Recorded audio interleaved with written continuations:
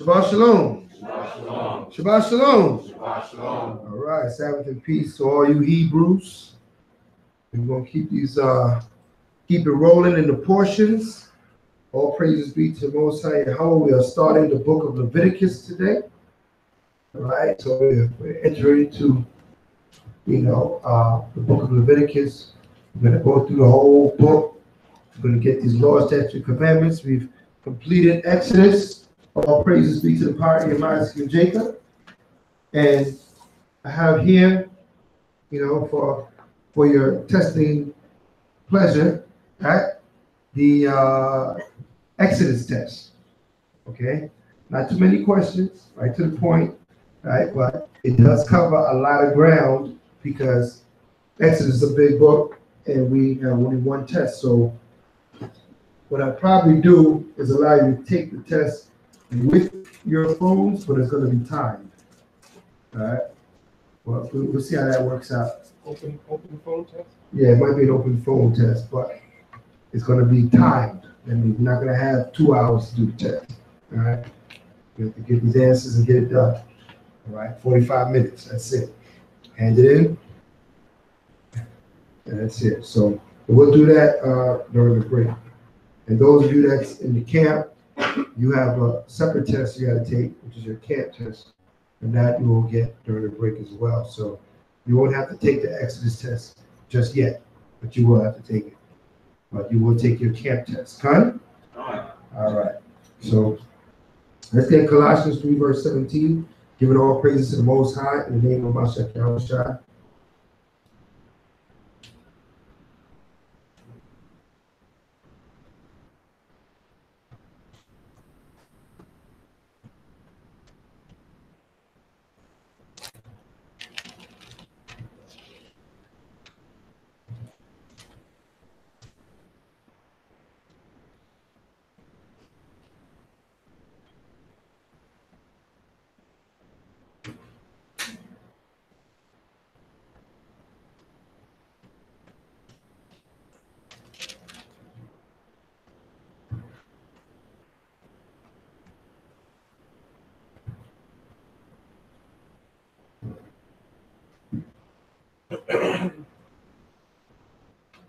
Colossians 3 and 17. And whatsoever you do in word or deed, do all by Hashem Hamashiach Yahushai, giving thanks to the Most High and Father by Him, by Hashem Hamashiach Yahushai, Lord of Yad Amun.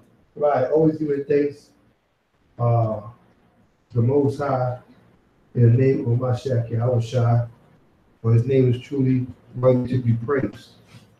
Okay, so we're going to get the book of Leviticus 1 and 1, but prior to getting that, I'm going to read a little bit of the history of Leviticus. All right, so the author of Leviticus is Moses. Okay, he's the original author of Leviticus. The date written is between 1450 and 1400 BC. Between 1450 and 1400 BC. The span of time that is being written about is 1 month. All this information came out in 1 month in the book of Leviticus. Okay. The word Leviticus means pertaining to the Levites. The title appropriate since the Israelites priests were Levites, and the ministry of these priests is discussed.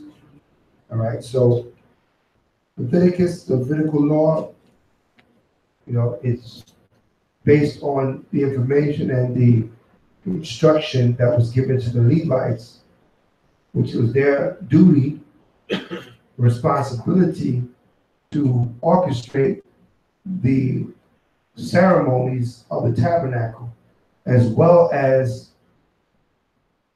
be the priests throughout the nation. Now, in our nation, the priests play dual roles. In this society we live in now, you got the church and then you got the state. But in Israel, it wasn't like that. The priests were the judges as well. Okay? So they were the high judge and the priest.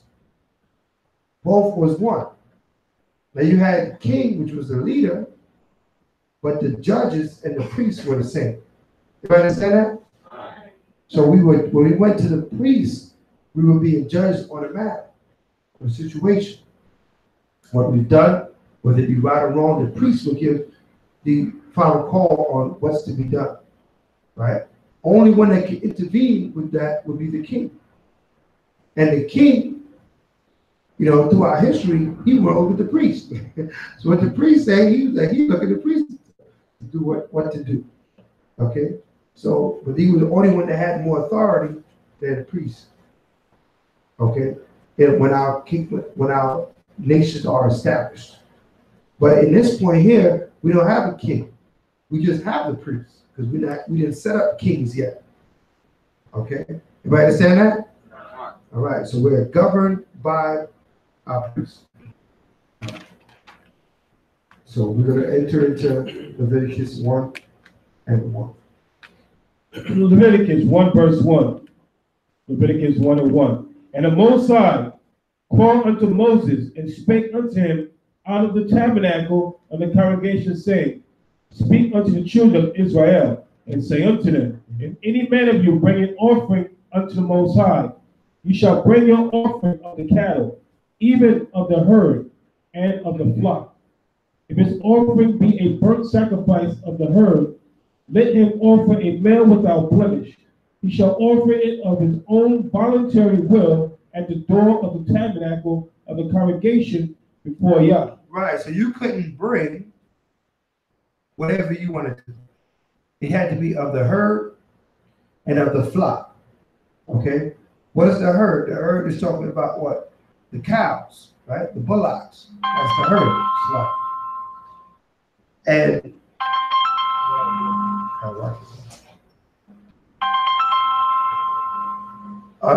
the herd is of the cows, of the bullocks, and the flocks is of what? The lamb and the sheep. So this is what it was the acceptable offerings to be brought to the tabernacle. And not only that, but they had to be what? Of your own free will, not somebody forcing you, saying, oh, you better bring those burnt offerings to the priest. No. You're supposed to bring, just like when you bring offerings here, it's of your free will. We don't have somebody at the door saying, listen, charging admission, right? Yeah, that'd be $5 to, keep Shabbat today. No, that would be wicked. It has to be of your own free will. That's where you put the box there, the envelopes, and how the Spirit move you. That's how you give your offering. Everybody understand that? All right, come on, read it.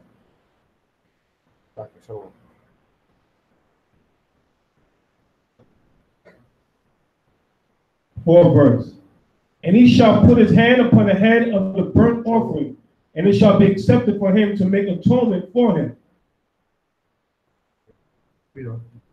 And he shall kill the bullock before the Most High, and the priest Aaron's sons shall bring the blood and sprinkle the blood round about upon the altar that is by the door of the tabernacle of the congregation. And he shall flay the burnt offering and cut it into his pieces. And the sons of Aharon, the priest, shall put fire upon the altar and lay the wood in order upon the fire. And the priest Aharon's son shall lay the parts, the head, and the fat in order upon the wood that is on the fire, which is upon the altar. Right, so even the way the offering was sent up had to be done according to the way the Most High prescribed. They couldn't just offer, okay, well, I'm doing a sacrifice, let me do it my way. No, it had to be done exactly the way the Father said to do it. So what we learn here is that the Most High is meticulous in his instruction. And his instruction is thorough. So when we read the scripture, we not to what? Add nor take away from what the scripture says. Everybody understand that? Because in our conscience, we'll tend to do that. In our mind, we'll tend to do that. Well, he didn't say this or he just, no. He gave us full instruction. If there's something missing, you need to read it again. But the Most High was very meticulous in the instruction that he gave us. So the Levites had this instruction on how to lay the offering upon the altar, how to burn it, how to give it up to the Most High, how to kill the animal, how to slaughter the animal. Okay, they didn't slaughter the animal any way they felt like it. All right. You know, they cut the throat. Why did they cut the throat of the animal? Everybody know? And why is that? Why do they do that? So the blood don't go back. Exactly. So the blood doesn't go back in the animal. That's one reason, right? What else? Huh? The hormones also, right? It severs the messages from the head to the body. So the hormones don't secrete. That's why you cut the neck. Now we know that scientifically, but the Most High already told us to do it. Okay? So that what? This animal is what? It's calm. The meat is calm. Everything is calm. So when you get the meat, it's consumable. You can't shoot the animal in the head, right? or pop him on, or knock him over the head and kill him. That's not the animals you want to eat. You understand that? But his inwards and his legs shall he wash in water, and the priest shall burn all on the altar to be a burnt sacrifice, an offering made by fire, of a sweet savor unto the Most High. Right. And his offering be of the flocks, namely of the sheep, or of the goats, for a burnt sacrifice, he shall bring it a male without blemish. And he shall kill it on the side of the altar northward before the Most High. Right. And the priest, Aharon's sons, shall sprinkle his blood round about upon the altar. Come on. And he shall cut it into his pieces with his head and his fat. And the priest shall lay them in the order on the wood that is on the fire, which is upon the altar. Come on. But he shall wash the inwards and the legs with water, and the priest shall bring it all, and burn it upon the altar. It is a burnt sacrifice, an offering made by fire, a sweet savor unto the Most High. Right, come on. And if the burnt sacrifice for his offering to the Most High be of fowls, then he shall bring his offering of turtle doves, or of young pigeons.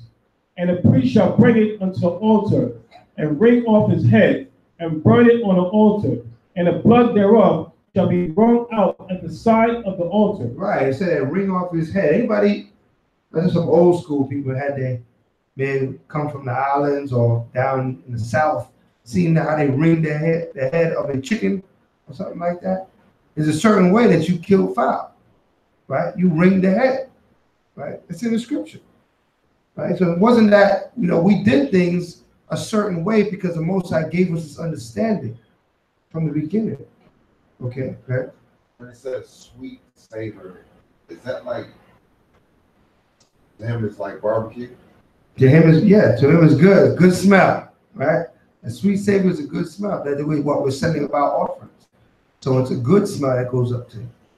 Okay, absolutely. All right, so we wrung the neck and chop the head off, just like they do, that they're supposed to do today. Now, today we don't know because everything is done by machines and factories. We don't know how they slaughter these animals. I think they got like guillotines and all kind of weird ways of slaughtering the animal. But originally, that's what we're supposed to do. Wring the neck, because that severs the glands, so it dies peacefully, and then the meat is able to be offered up to the Most High. Okay. Yeah, verse 16. 16. And he shall pluck away his crop from his feathers, and cast it beside the altar on the east part by the place of the ashes. Right, so we got to take the feathers off. We can't slaughter the animal with the feathers all over the place. So we got to pluck away all the feathers, cast them down to the side of the altar. So when you put it up on the altar, it's defeathered. Read. And he shall cleave it with the wings thereof, but shall not divide it asunder. Right. And the priest shall burn it upon the altar, upon the wood that is upon the fire, and his burnt sacrifice, an offering made by fire of a sweet savor unto the Most High. Right, they would take the wings off. They would cut the wings off. But they wouldn't cut up the whole dove or bird. They would just cut the wings off and then put it on the fire. Right, Peter? 2nd chapter, Leviticus, 2nd chapter, 1st verse. And when any will offer a meat offering unto the Most High, his offering shall be of fine flour, and he shall pour oil upon it, and put frankincense thereon. Right. and he shall bring it to Aharon, Aaron's sons, the priests. And he shall take thereout his handful of flour thereof, and of oil thereof, with all the frankincense thereof, and the priest shall burn a memorial of it upon the altar, to be an offering made by fire of a sweet savor unto the Most High. Right, so read on. And the remnant of the meat offering shall be Aharon and his sons. Right. It is a thing most holy of the offerings of the Most High made by fire. Come on. And if thou bring an oblation of a meat offering baken in the oven, it shall be unleavened cakes of fine flour mingled with oil, unleavened wafers anointed with oil. All right. The reason why I read all the way down to that is to realize when it says meat offering in this set of verses, is it talking about animal meat? What is it talking about? We read it. That's why we make sure we read down in the verses. Well, according to what you just read, don't try to make it up. What kind of offering is this? It's unleavened cakes. It's wafers. Okay? It's not meat, as in animal meat.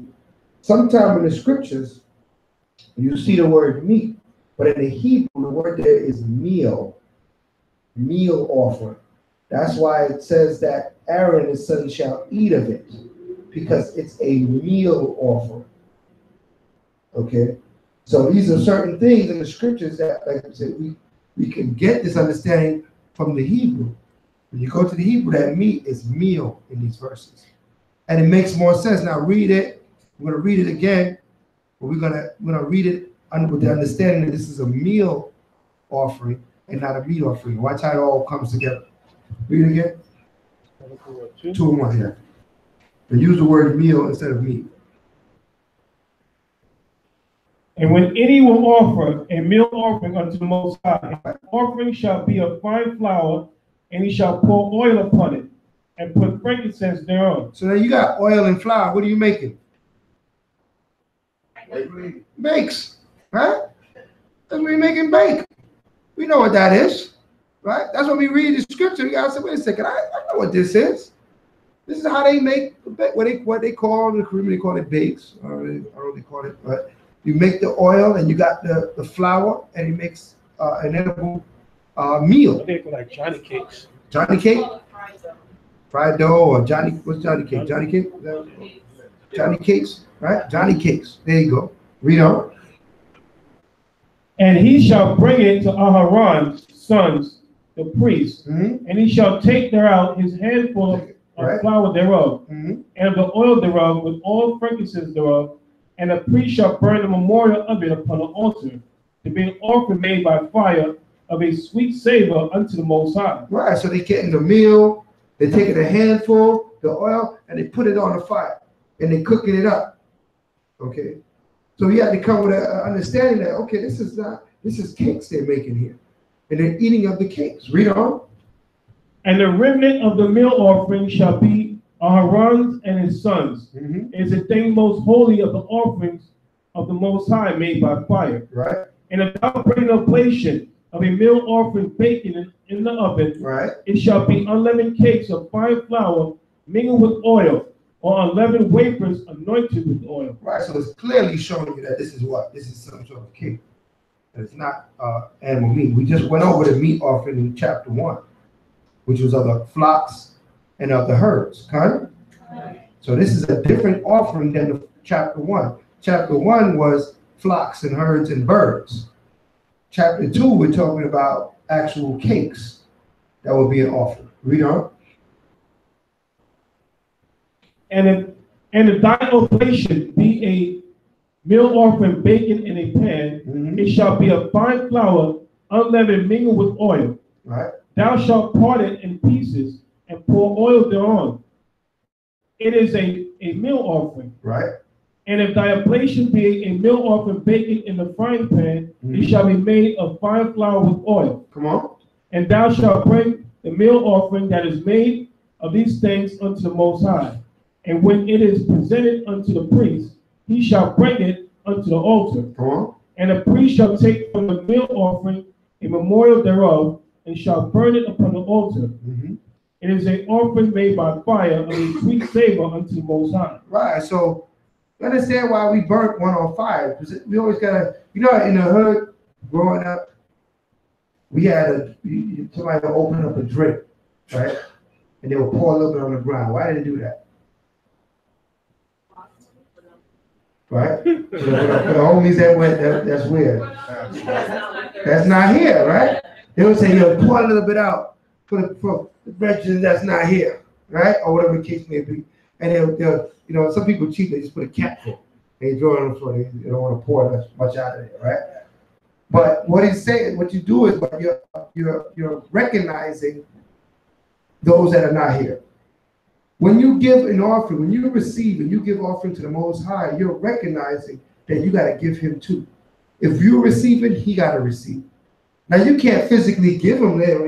Here's a drink, here's a meat offering, but that's why they used to burn it, because now nobody can consume it. So it's like giving it to the Most High. All right, so that we eating, but you're gonna eat too.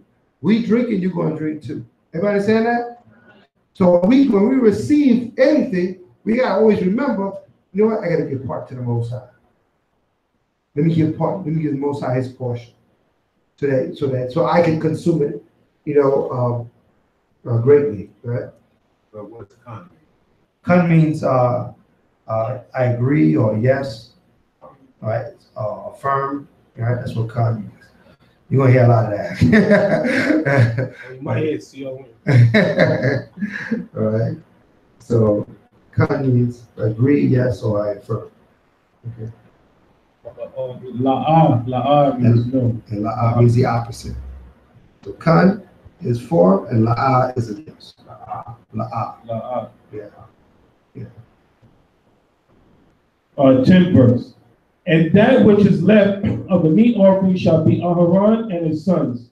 Is a thing most holy of the offerings of the Most High made by fire.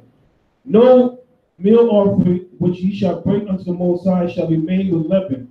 For ye shall burn no leaven, nor any honey, in any offering of the Most High made by fire. Right, so no honey and no leaven, no yeast in these particular cakes that was given to the Levites, that was burnt onto the Most High. It was void of honey, it was void of leaven. So that shows you that what? These got to be, sweet, or otherwise it would be what? A sweet cake, but these are not sweetened. They were brought to Levites without the honey. All right, read on. As for the oblation of the first fruits, you shall offer them unto the Most High, but they shall not be burnt on the altar for a sweet savor. And every oblation of thy meat of thy meal offering shalt thou season with salt. Neither shalt thou suffer the salt of the covenant of thy power to be lacking from thy meal offering, which all thy offerings thou shalt offer salt. And if thou offer a meal offering of thy first fruits unto the Most High, thou shalt offer for the meal offering of thy first fruits green ears of corn, dried by the fire, even corn beaten out of 4 years. Isn't that good? Corn and salt go together, huh? You don't want no corn without no salt on it. Right. No, not just being burnt, it was meal offerings. It was being eaten by the priest, and then some of it was being burnt onto the Most High. But some of it was being eaten by the Levites, by the priests. That's why I said it has to be a savior, it has to be good. Because they receiving it good, the Most High want to receive it good too. Okay? You don't receive it, it's not right, and he will receive it not right. No. It has to be good. Say, man, this thing don't taste right. This thing don't taste right. It don't taste right to the priest, it don't taste right to the Most High either. Right? He wanted that as good. Right? Read. 15th verse. And thou shalt put oil upon it, and lay frankincense thereon. It is a meal offering. Right. And the priest shall burn the memorial of it, part of the beaten corn thereof, and the part of the oil thereof, which all the frankincense thereof. It is an offering made by fire unto the Most High. Right. So that's the law of the meal offering. Okay. That was given to the Levites. And they would give some to the Most High. Yeah. All right. Read on. 3rd chapter. And of his oblation be a sacrifice of peace offering. So now we're going to a different type of offering. Everybody understand that? So far we did a burnt offering, we did a meal offering, and now we're doing a peace offering. All right, read on. If he offer it of the herd, whether it be a male or female, he shall offer it without blemish before the Most High. So now we know we're talking about what? Now we're talking about animal, correct? Because it said male or female, and of the herd. So we're gonna bring something from the herd. It can't have any blemish. What does it mean? It can't have a broken leg. It can't have, it can't be beat up. You got to give your best. Most High requires your best. It can't be bruised. Right? Read on. Well, you notice in the first offering, and this particular one, we're allowed to bring a male or female. But the first one we read is right. only a male. Right. Because this is a different type of offering. It's a peace offering. It's good that we understand the different types of offering and different types of sacrifices. Because then we understand what sacrifices was done away with, and what still stand. Right? What was only done in the temple. These offerings had to be done within the temple. Because we don't have the temple, we no longer do peace offerings. Okay. But Yahushua came, his death sufficed the sin offering, not the peace offering. We don't do the peace offering because the temple is not set up. All right? When the Most High reestablishes us, we're going to be doing peace offerings again. Okay, read on. Second verse. And he shall lay his hand upon the head of his offering and kill it at the door of the tabernacle of the congregation. Aaron's sons, the priest, shall sprinkle the blood upon the altar round about. And he shall offer of the sacrifice of the peace offering made by fire unto Yah. The fat that covereth the inwards, and all the fat that is upon the inwards. Right. And the 2 kidneys, and the fat that is on them, which is by the flanks, and the caul above the liver, with the kidneys, it shall he take away. Right. And Aharon's son shall burn it on the altar upon the burnt sacrifice, which is upon the wood that is on the fire. It is an offering made by fire out of the sweet savor unto Yah. Right. So there's certain parts of the animal that need to be removed. Right, which were the internal organs.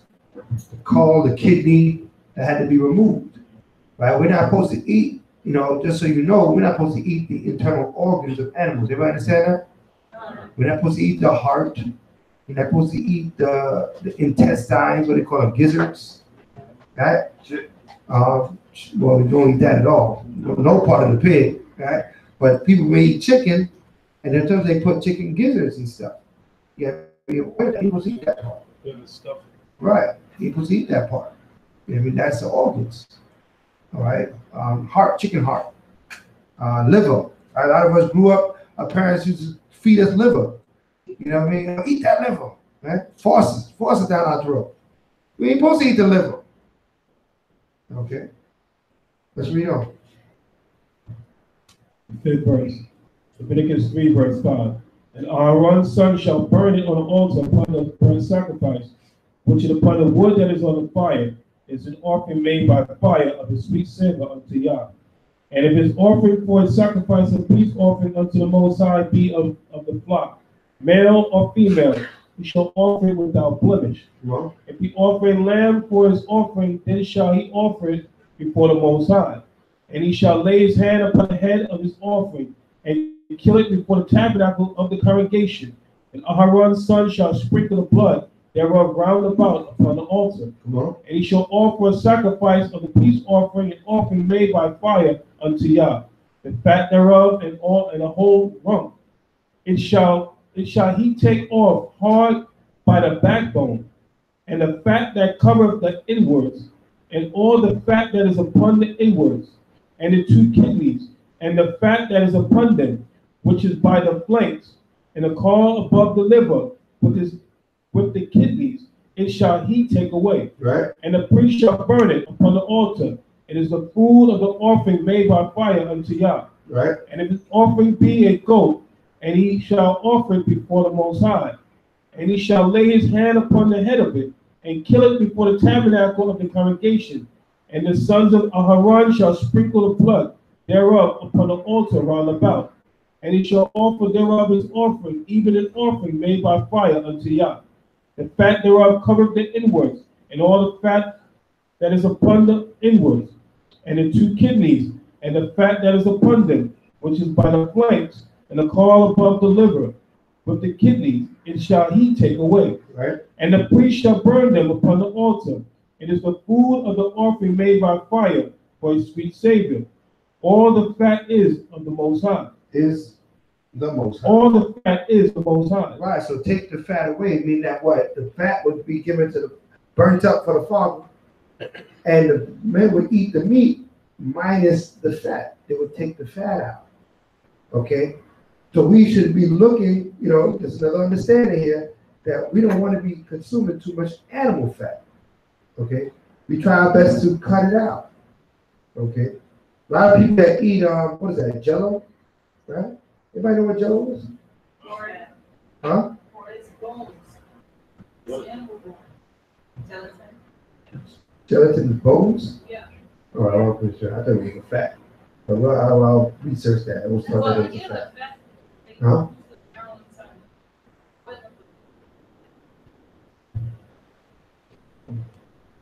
Well, yeah. I always imagined it was the fat. But we'll see. But the fat was to remove as much as we can. Okay, there's those of us that know a little bit of science, there's good fat and bad fat. But the fat of the animal is going into the bad fat. The fat that we want to take away, not add. They use fat as fillers. All right, they add it to meats, they add it to breads, they add it to everything. Right, but we want to start to pull away from the fat, just like he was taking the fat out. So the fat's the Lord's. Give him the fat. You eat the meat. Everybody understand that? All right. 17. It shall be a perpetual statute for your generations throughout all your dwellings, that ye eat neither fat nor blood. 4th chapter. And the Most High spake. Read that verse again. It shall be a perpetual statute for your generations throughout all your dwellings, Right. that ye eat neither fat nor blood. So everybody see that? That ye eat neither fat nor blood. Okay, that's a law. So we're not supposed to really consume, we try to take away the fat of the animal. Of course, you can't completely take it away, but man is going to be eating fat straight out like that. All right, so we take it away as well as the blood. The blood is an animal, or what? We want it to either drain it out and then cook it out. You understand that? That's why we eat our food well done. Right? We eat our food well done because it takes the blood out. Right? It also burns up a lot of the fat that's in there. Right? They usually call it juice. You don't want your meat to be too juicy. Because there's no juice in meat, it's fat. Right? Fat and blood. Everybody understand that? All right. Chapter 4. Chapter 4. And the Most High spake unto Moses, saying, Speak unto the children of Israel, saying, If a soul shall sin through ignorance against any of the commandments of the Most High concerning things which ought not to be done, and shall do against any of them, if the priest that is anointed to do sin according to the sin of the people, then let him bring for his sin, which he have sinned, a young bullock without blemish unto the Most High for a sin offering. Right, so what kind of sin is this? A sin of what? But what kind of sin is this? If a soul sin, what kind of sin? I'm on. Right, this is the sin of ignorance, meaning that you didn't know. Many times we sin and we're not even realizing that we sin. You might have been eating something, don't realize it's made with swine, right? You might be, for a long time, I was eating what? Cuban bread when I first moved to Florida. Because I like the Cuban bread. It tastes good, right? But it's made with what? With lard. I didn't know. But when it was brought to my attention, I stopped eating it, right? That Cuban bread is made with lard. Lard is what? Hey, listen, it's pork fat. Okay? Right. Friday night class on the hidden words for the Lord, because a lot of us aren't really aware of those hidden words. They use scientific terms instead of saying, yeah. Right. Right, that's good. Yeah, we gotta start. Actually, we got a list. Well, we're gonna get a list and distribute the list so everybody has the actual list of what is pork. You know what I mean? Because they slide it into a lot of our foods under another name because they go and scientifically mess with it and now they can call it something else. But at the end of the day, it's just pork. All right, that's all it is. And what? Pig walk. Stop doing that. So the chips that by the kids. Oh, the chips, yeah. They stop doing that. I mean, the best thing to do is try to stay away from. You have a lot of processed foods, and try to limit yourself of buying out. Because I mean, actually, when you think about it, you're gonna stand there. There's a whole list of ingredients. You're gonna stand there and read everything on the list. And they purposely do that. Knowingly, you're not gonna stand there and read everything on the list. Like the other day, we were looking at that bag, and then how long it take us to go through all these? Like what, 10 minutes? You understand? So you on the line, each ingredient, they purposely do that, thinking you're gonna overlook the main ingredient as a swine in there that you just don't end up buying anyway. So again, try to stay away. A lot of these processed foods, eat sauce, all kind of stuff in there. A lot of times, when I was in the corporate world, if you cook dinner, cook a little extra, and you have that the next day for lunch. So that way, that limit you from buying a lot of stuff outside. You understand? Because they put all kind of stuff in. They are out there To make money. make money, and also purposely wanting you to break the commandments of the Most High. Because then the longer we break the commandments of Yah, the longer we stay in captivity. Okay? It's not even about the money. It's about us. They want us to lose our salvation. Because Esau has money. They got money that they can burn. Okay? But they want us to continue to stay in this condition. Okay? Being the last side, the first five. Okay? Being in poverty. This is what they want. They have that. Scripture say what? These nations have a perpetual hatred for the children of Israel. Okay, we were talking about the concentration camps, all these things that they have set up, okay, against us. Okay, they have scripture say what? A perpetual hatred means what? It's never ending. Okay, so they're not going to rest. They're not going to rest till they will want to see us totally annihilated. Okay, they keep a couple of around because why they keep their system moving. But what do they do with the so-called Negroes that they figure they're a problem? We lock them up. I just heard that they got Kodak using 30 days solitary confinement. Said he tried to make a three-way call. He wasn't supposed to be calling this person. So he's going through it, but they have all these devices against our nation. That's why we keep, we got to be in ourselves and continually being in the law, statute, commandments that the Most High keeps ahead. Because especially in this time, you understand when Satan is coming out with great wrath, knowing that what? That his time is here. Okay, they see everything is falling apart for America. They were once revered and feared by all these other countries. Now, America's a laughing stock, but they're starting from the president all the way down. Okay, from the head all the way to the tail. Okay, and it goes and tells you that the book of Isaiah, the 19th chapter. Okay, from the head to the tail, from the rich to the poor, America's finished. But now it's our time to shine. But how can we shine? How can we shine? By taking the Lord's statutes and commandments. That way we are illuminated to the other nations. Okay? Let's keep that in mind. Yeah, hold on and give me Deuteronomy 4:4. That's a good point, man. That reason why we meticulously go over these commandments, because this is our opportunity to shine, to show ourselves worthy to the Most High Yahweh, and also to glorify His name. Because if we're eating a glorified diet, who gets the glory? It's the Most High get the glory. You know what I mean? So all these laws we learn is that the Most High get the glory. We'll be walking examples of the glory of the Heavenly Father if we follow these commandments. Okay. Deuteronomy 4, verse 4. But ye that did cleave unto the Most High your power are alive, every one of you, this day. Right. So you want to live, you want to make it through, cleave onto the laws of the Most High. Cleave onto your house. What does it mean to cleave? Hold on tight. Right, read on. Don't let go. Don't let go.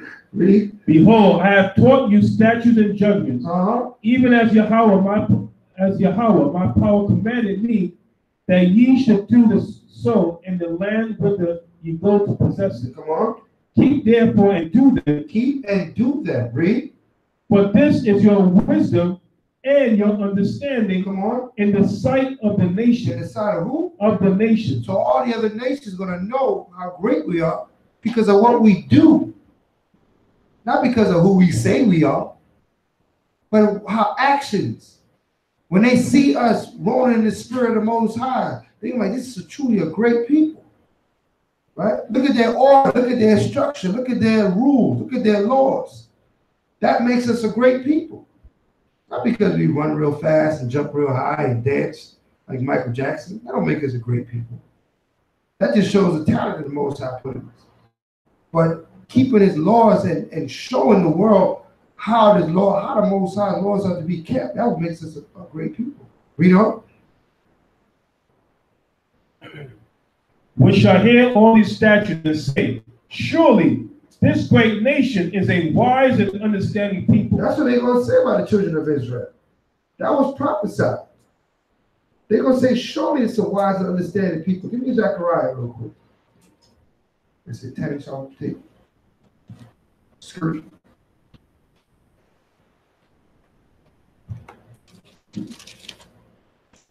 Zechariah 8 and 23.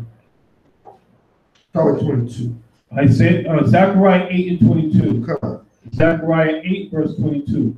Yea, many people and strong nations shall come to seek Yahweh of hosts in Jerusalem. In where? In Jerusalem. In Jerusalem, in Jerusalem, where we at. They're going to seek the Most High where you are. They're going to come to you as a representative of the Most High. A lot of you probably experiencing that already in your life. That because you are a Hebrew Israelite, and if anybody got a discussion about the Bible, they call you in like you the authority.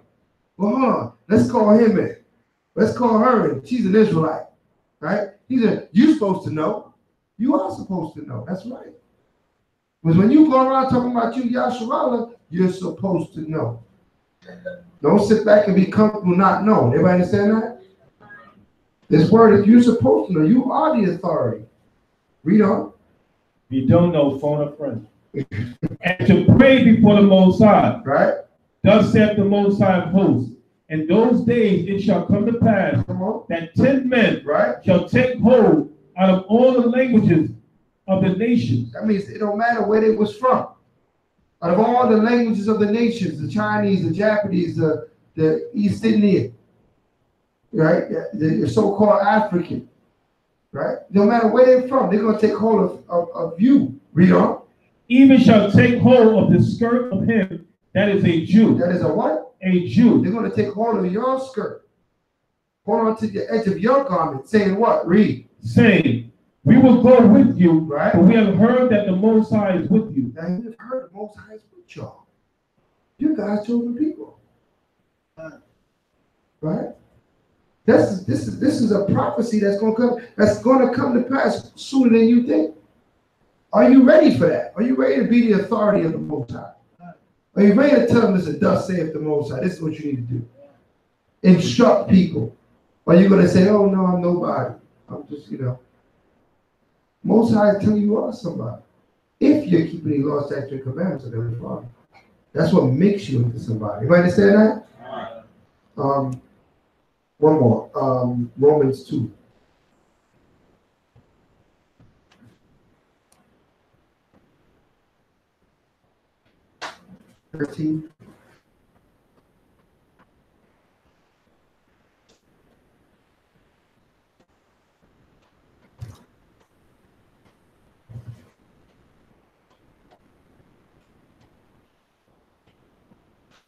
Romans 2 verse 13.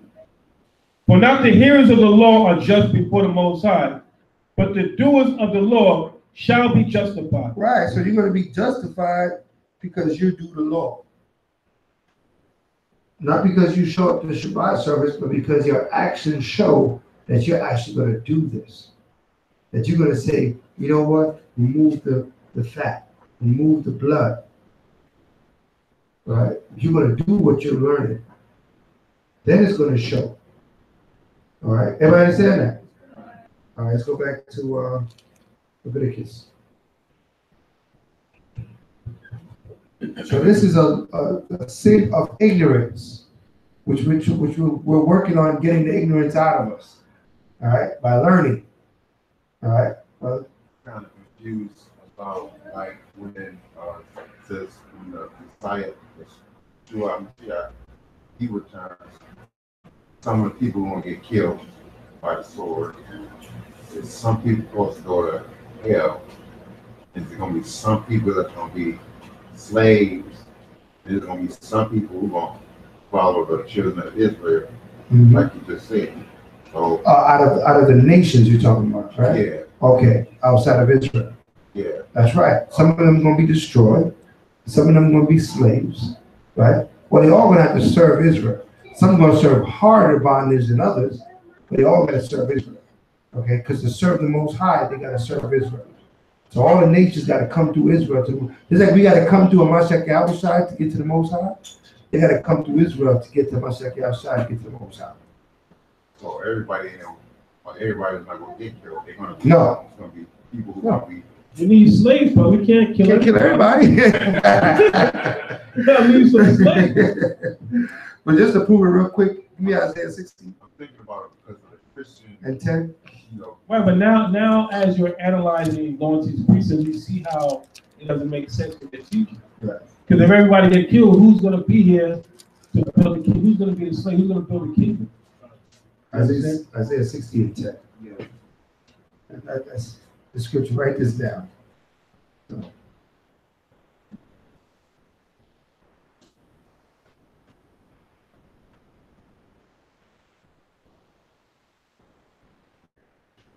Isaiah 60 verse 10. Come on. And the son of the strangers shall build up thy walls, Right? and their king shall minister unto thee. Come on. For in my wrath I smote thee, but in my favor have I had mercy on thee. Come on. Therefore thy gates shall be open continually. Come on. They shall not be shut day nor night, Why is that?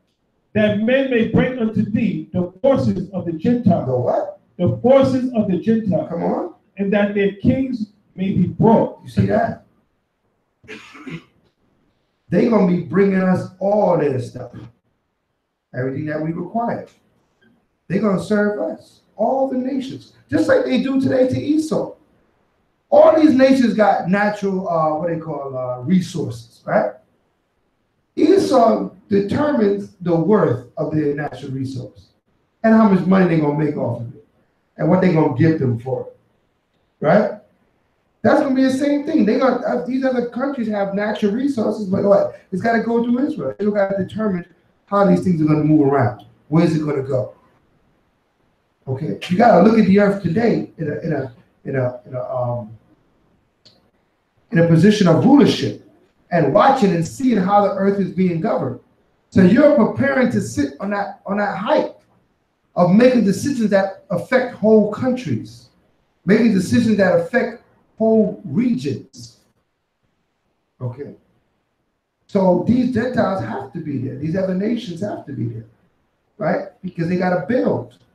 They got to work. Like Donald Trump said, we're going to give them more jobs, right?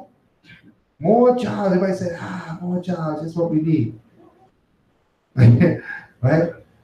That's the last thing we need is more jobs. But, that's what he's going to give us. Why? Because he knows that we got to keep working. As long as we keep working, we won't get idle. Remember, Pharaoh said that. When Moses came to Pharaoh, talking about the people, let the people go, he said, man, these people are idle. They got too much free time. Talking about they want to go serve their God. They want to be free. Man, get them more work to do. Right? Now we're going to make brick with no straw, and the tally better be the same. You better make the same amount of bricks. What does that mean? You're going to be working overtime, double time, triple time to get the same amount of work done. Okay? Why they do that? To keep our minds captivated and busy.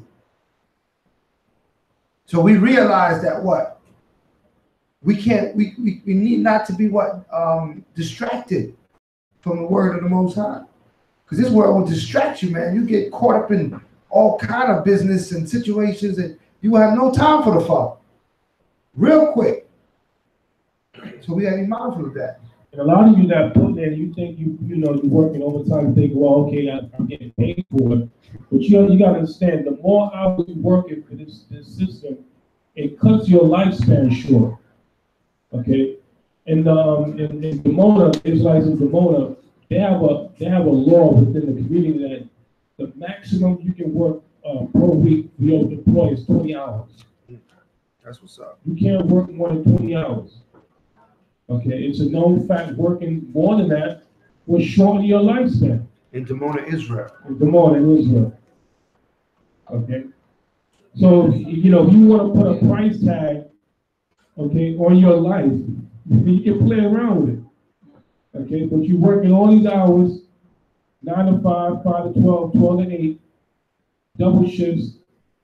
They say he was a hard-working man. Working on the Sabbath. He was a good man. He worked double shifts. He was that. Notice the word "was" is being used. Right. Because he ain't with us anymore. Right? He done worked himself to the grave. Right. They had this honorary breakfast with the chaplain with the prison ministry. So I went there, and one of the chaplain, he was giving a testimony. He said he worked in corrections. So I think after 20, 30 years, something like that, he was retiring. So there's another guy came to him and said, you know what? He said, man, I wish I could do the same thing. But I think he was in for like 10, 15 years. So he said, man, I got to do at least another 5 years before I can retire. Okay? So the next day after the conversation, they said he was mowing his lawn in his backyard, he dropped dead. You understand? So a lot of people want to think, yeah, I'm gonna retire 4, 5, 10 years, whatever like that. A lot of you don't make it. Okay? A lot of people talk about traveling. Well, I'm gonna travel when I retire. Now, I go on a lot of trips, like, we go on to Zion, climb all these mountains. Do you think that you can climb mountains at the same age as 30, at the same age as 67 years old? You're not going to experience that trip the same way. So a lot of you talk about when I'm planning, when I retire, or 10 years from now, you're not going to have the same energy, the same stamina to enjoy a certain trip like that. You got to start putting certain things in place while you're alive or in the immediate future.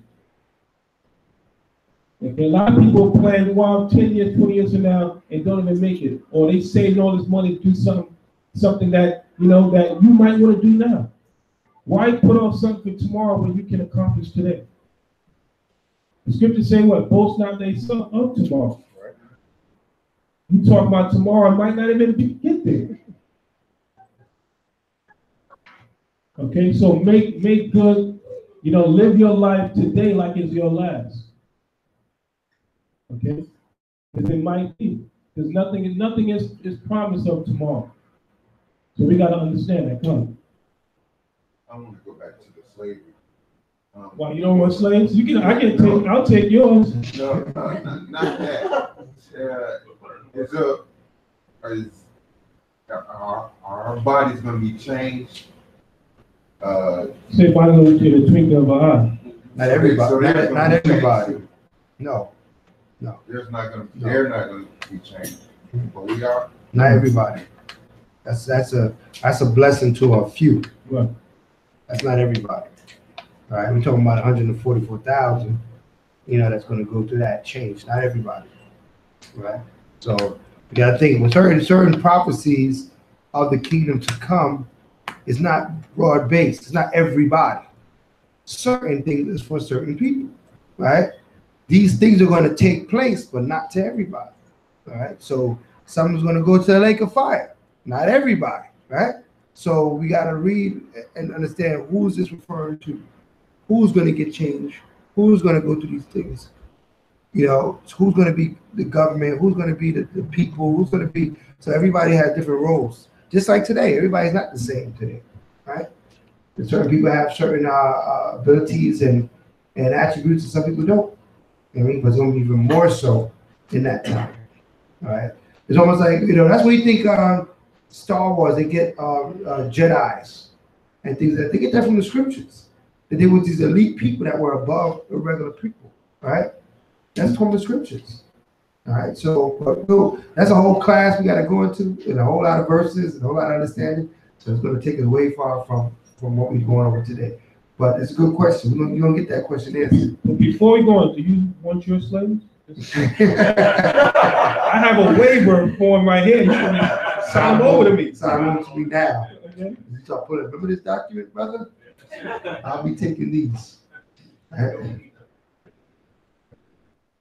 Let's pick up Leviticus 4:3. Right. Leviticus 4, verse 3. If the priest that is anointed do sin according to the sin of the people, then let him bring for his sin, which he have sinned, a young bullock without blemish unto the Most High for a sin offering. Right.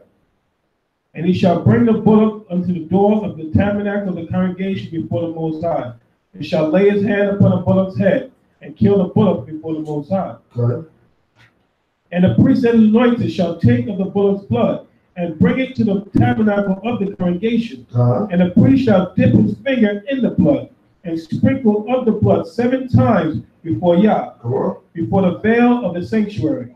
And the priest shall put some of the blood upon the horns of the altar of sweet incense before the Most High, which is in the tabernacle of the congregation, and shall pour all the blood of the bullock at the bottom of the altar of the burnt offering, which is at the door of the tabernacle of the congregation.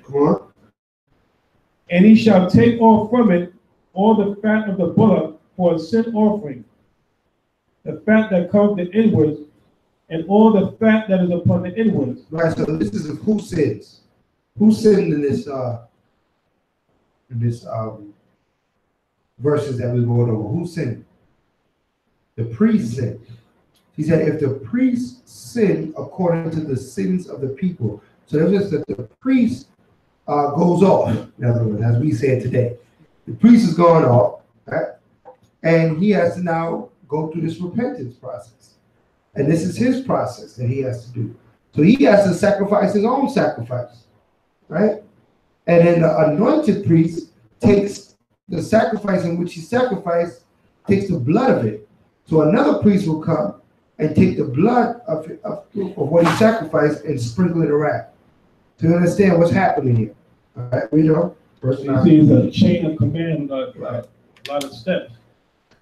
It was at 9. And the 2 kidneys and the fat that is upon them, which is by the flanks, and the caul upon the liver, with the kidneys, it shall he take away. Right. As it was taken off from the bullock of the sacrifice of the peace offerings, and the priest shall burn them upon the altar of the burnt offering. And the skin of the bullock and all his flesh, with his head and with his legs, and his inwards and his dung. Even the whole bullock shall he carry forth without the camp unto a clean place. Right, you gotta take the whole blood out of the camp now. Come on. Where the ashes are poured out. Right. And burn him upon the wood with the fire. Right. Where the ashes are poured out, shall he be burnt. Right, so he got to totally burn that all the way up. So this is if the priest sinned. His sin offering is dealt with differently. Okay, he had to bring it all the way out there and totally destroy it and burn it into ashes. Okay, because this is the priest sinning, one of the priests that sinned. All right, so there, everybody, like you said, there's a chain of command. There's different levels, and there's always going to be different levels with the Most High. Remember, the power that we serve is a power of order. Things got to be put in order. If everybody's on the same level, how do you put them in order? Right? If you have, just for an example, if you have 20 blue squares that are an inch each, and I give them to you and tell you, put them in order, what you going to do with them? It's impossible, because they're all the same. It's impossible to put them in order. In order for things to be put in order, they have to be what? They have to have characteristics. They got to be different. So then you can put them either size order, number order, tribal order. You know, it has to have, so to have order, they gotta have differences. Right? That's why all 12 tribes have differences. Because they have an order. They're not all the same. Nothing is all the same. Even amongst the tribe, everybody wasn't the same. We learned that you had certain families, right, amongst the Levites that did certain things, and they had order within that family. In your households, it should have order, right? You have who's the head of the house? The man, right? Who comes after the man? The wife, right? Then who comes next? Just the children? The first what? Firstborn, right? Then what? Then the next one, and then the next one, right? It's order. Okay? It's order. Right? So we have to understand there's always a set of order. Everything has to be put in it's chaos. The lack of order is chaos and confusion. Everybody understand that? If there's no order there, there's no setup, then it's confusion. And the Most High is not the author of confusion. Okay? Let's read on. 13.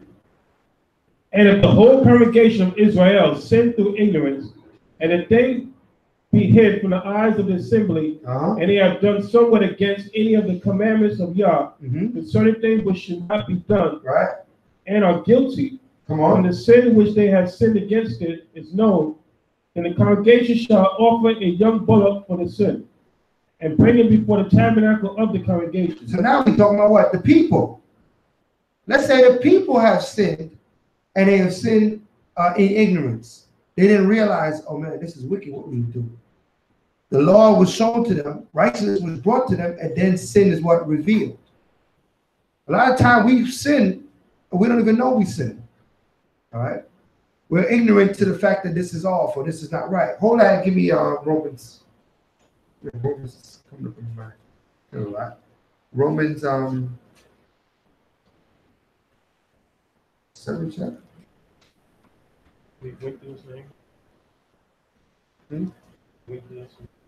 No. When the law comes, sin is revealed.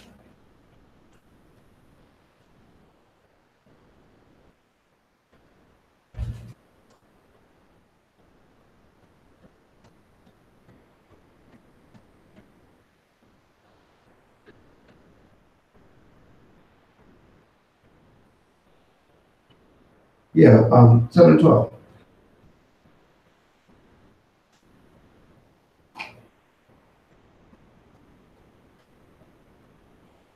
Romans 7 verse 12.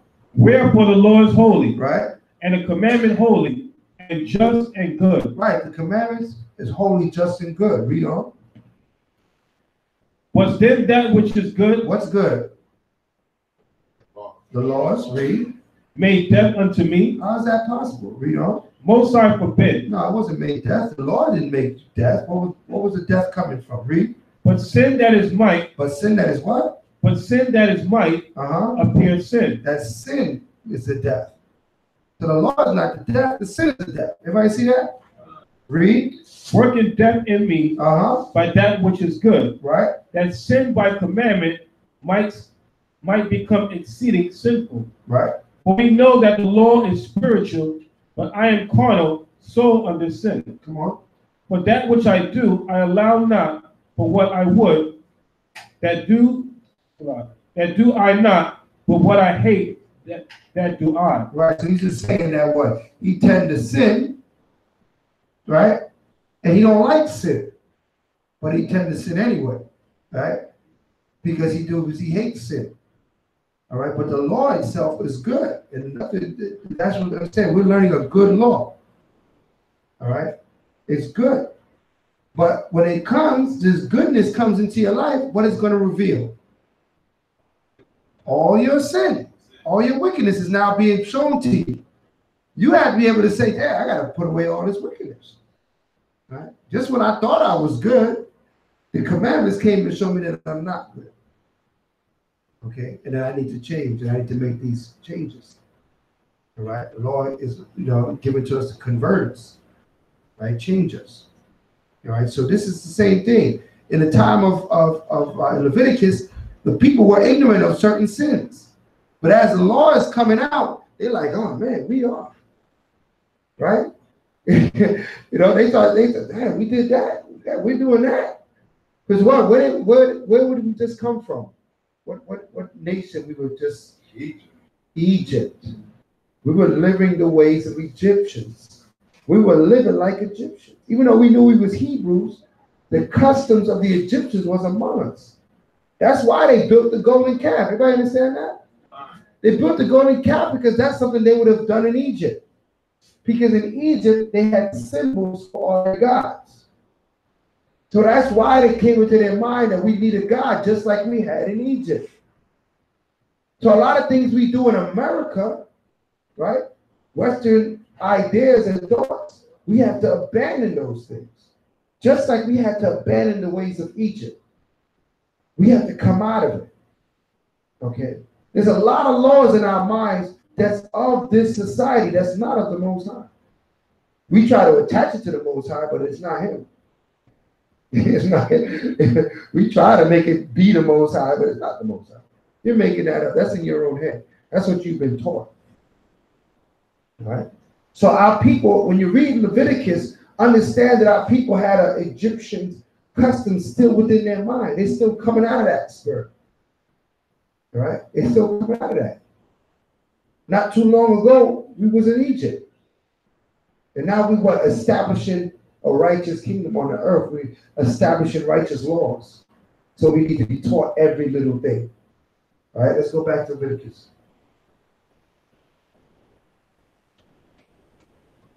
Leviticus 4 and verse 16.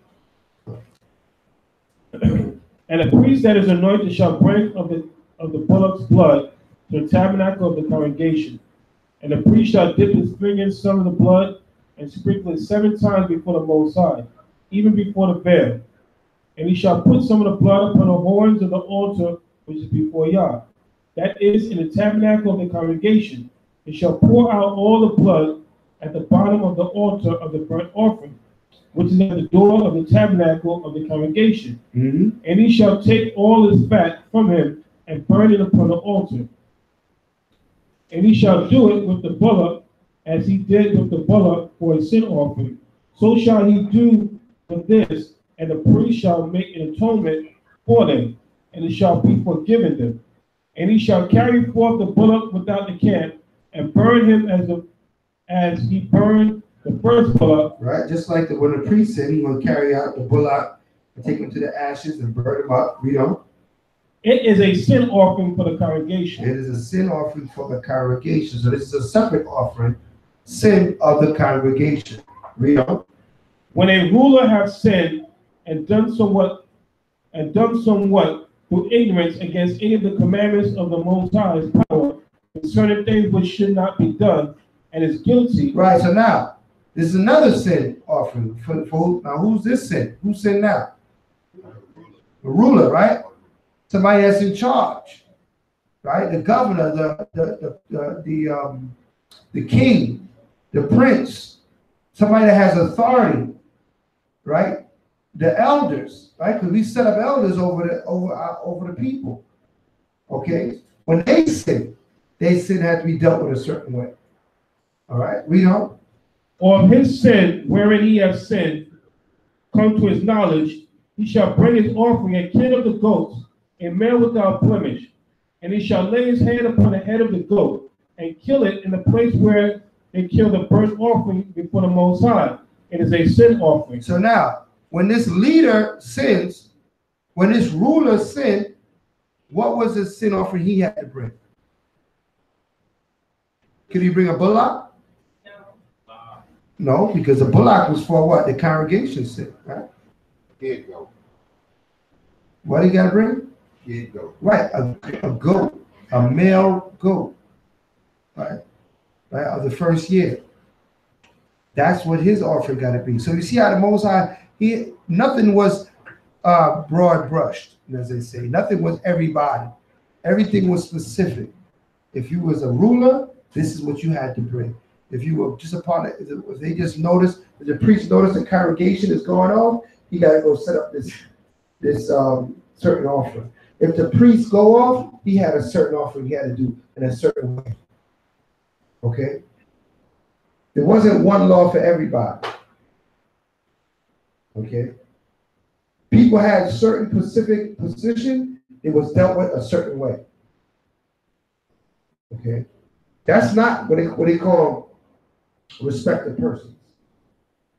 The Most High is allowed to have respect of persons because he created all the persons. Right? And we, in following the Most High, we're going to follow his law. If he tells us to deal with this group this way, deal with this person that way, that's the way we're going to deal with it. Okay? Everybody not the same. That thought that all men are created equal and we all the same, that's a lie. Perpetrated by the white man and his doctrines. All right? We got to put those things out of our mind. Oh, we all the same. No, we're not all the same. The scriptures say the righteous is more excellent than his neighbor. So if your neighbor is, going off, guess what? You're better than your neighbor, the one you live next to. Okay? You're more excellent. All right, read. 25th verse. And the priest shall take of the blood of the sin offering with his finger and put it upon the horns of the altar of the burnt offering. He shall pour out his blood at the bottom of the altar of burnt offering. And he shall burn all his fat upon the altar, and the fat of the sacrifice of peace offering. And the priest shall make an atonement for him as concerning his sin. And it shall be forgiven him. And if any one of the common people sin through ignorance, while he doeth somewhat against any of the commandments of Yah. So we just went into another section of people. What people are these? What kind of people? The common people. Regular folk, man. We just go to work. We just living, man. So everybody was the same. We are the same. This is the common person, man. Common man. He got his little family, got things going on, paying little bills. Huh? Let's say you sin now. Right? Being common folk. Through ignorance. An offering got to be sent up for you too. Right? But it's different than if the ruler sinned, or if the priest sinned, okay, or the whole congregation sinned. This is just a common man sin. Read. And if any one of the common people sin through ignorance, while he doeth someone against the commandments of Yah concerning things which ought not to be done, right, and he be guilty, and if his sin which he has sinned come to his knowledge, then he shall bring his offering, a kid of the goats, a female without blemish, for his sin which he has sinned. So wait a minute. What was different about his offering? Female. It's a female now. See, the ruler was what? A male. The common folk was a female. Everybody see that? So very specific what offering was for you. So basically the understanding you got to get from this is that what's for you is for you, and what's for that person is for that person. The Most High has different levels in this. Everybody's not the same. Everybody understand that? This is a concept that's different than what we learn in the society that we live in. So that's why I'm going over it meticulously and keep reiterating it, that you get this understanding. That the Father puts you in a position, you're not the same. All right? You can be elevated, and then therefore certain responsibilities is upon you, right? That other people can do things you can't do. Okay? So even your offering, when you sin to the Most High, your offering is different. Read on. 30. 29, sorry. And he shall lay his hand upon the head of the sin offering, and slay the sin offering in the place of the burnt offering. And the priest shall take of the blood thereof with his finger, and put it upon the horns of the altar of the burnt offering. And shall pour out all the blood thereof at the bottom of the altar.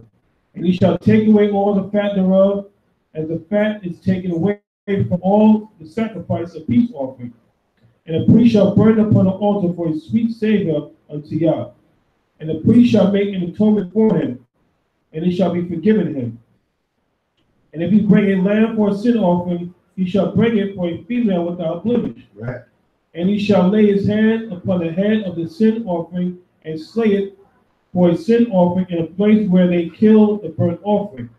And the priest shall take of the blood of the sin offering with his finger and put it upon the horns of the altar of the burnt offering, and shall pour out all the blood thereof at the bottom of the altar. And he shall take away all the fat thereof, as the fat of the lamb is taken away from the sacrifice of the peace offering.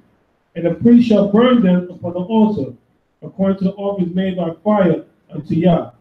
And the priest shall make an atonement for his sin that he hath committed, and it shall be forgiven him. And it shall be forgiven him. So what? As long as he follows these rules, it was going to be forgiven. All right? Chapter 5. And if a soul sin and hear the voice of swearing, and is a witness, whether he have seen or known of it, if he do not utter it, then he shall bear his iniquity. So now what is this talking about? Telling us. That's right. What about telling on somebody? Saying. You bring it out. If you see it, you tell, you speak it. Right? Exactly. You're going to bear the sin too. Right? And they have a campaign. If you see something, say something. All right? You can't just sit quiet. You see them wickedness they dealing with. In the back, you know, got a little baby Beelzebub in the back of the congregation. You see it and you don't say nothing. That's on you too now. You're not being a snitch. Or snitch is when you doing the same thing somebody else do, and you want to rat them out, and you doing the same thing. That's a snitch, right? You see something wrong, you know that's wicked. You got to bring that out. You know, listen, some wickedness is going on in the congregation. See that? Can you go into the voice where they down? Yeah, the voice of what? Oh, okay, yeah. Or swear to other gods, but also talking about cursing. Let's get that. So I was pointing that out. Get the apocryphal. Get Sirach.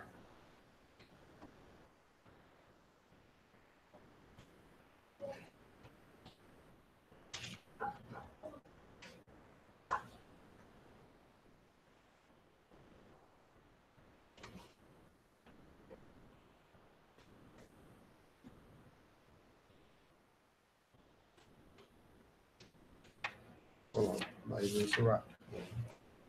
So I don't see. Yeah, Sirach 23. And you can start with verse 7.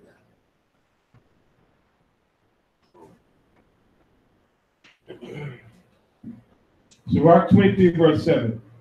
Hear, O ye children, the discipline of the mouth. Right? He that keepeth it shall never be taken in his lips. Right, mean that what? He ain't gonna be hurt for what he said. These that control your mouth, right? So we got to make sure that we control what we say. It's very important. Some people say, well, I said that, but I didn't do it. Like if that's supposed to be better.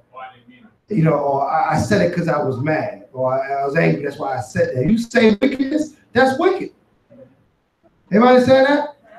Read. The sinner shall be left in his foolishness. Both the evil speaker and the proud shall fall thereby. Right. A sinner shall be left in his foolishness, meaning that you doing sin, eventually that sin you doing is going to mess you up. But he that speaketh wickedness, Most High going to especially deal with you. Because you ain't doing it, but you speaking of it. You know what I mean? You speaking things that you know ought not to be said. All right? You know that is evil. No precepts yet.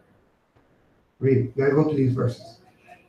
Accustom not thy mouth to swearing, neither use thyself to the naming of the Holy One. Right. Accustom not thy mouth to swearing, nor what? Using thyself to the naming of the Holy One, making like yourself into being a what?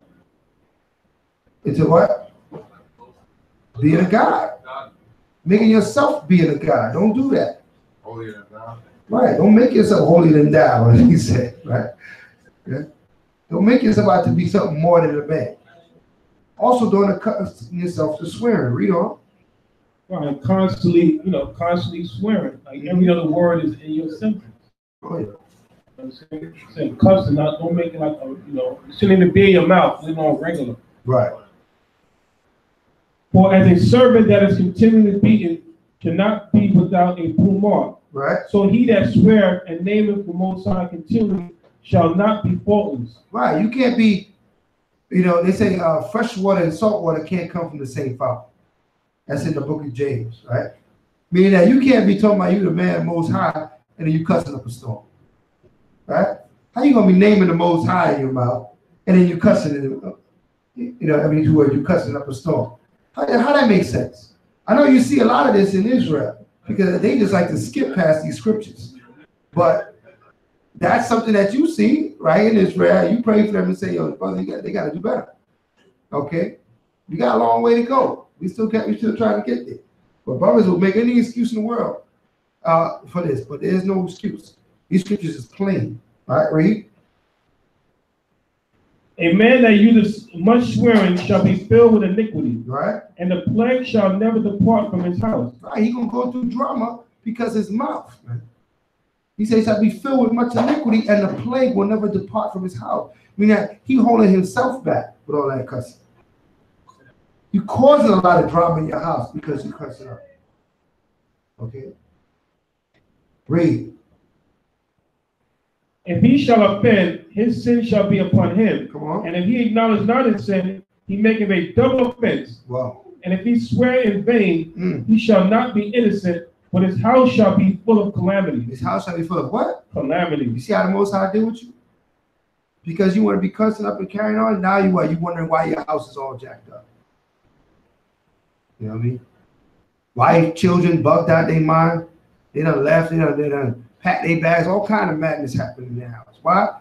Because you just won't let it go. Right? All because of your words. Can you imagine? All this is happening because you can't keep your mouth, control your mouth. And you can't keep your words seasoned. Your words is supposed to be seasoned with salt, continually for the edifying of our people. That's how you're supposed to speak at all times. Now, everybody know the situation might come out that you curse. We're not saying that. It's saying accustom myself to curse. All right? If you walking in the dark and that little toe hit the corner of that bed, I'm sure some unfavorable things might come out your mouth. Right? But there's within reason here. Right? But you ain't just gonna be cursing for no just as a language. It's not language. It's swearing and it's words that ought not to be used, vain words. But the scripture's gonna tell you, read on.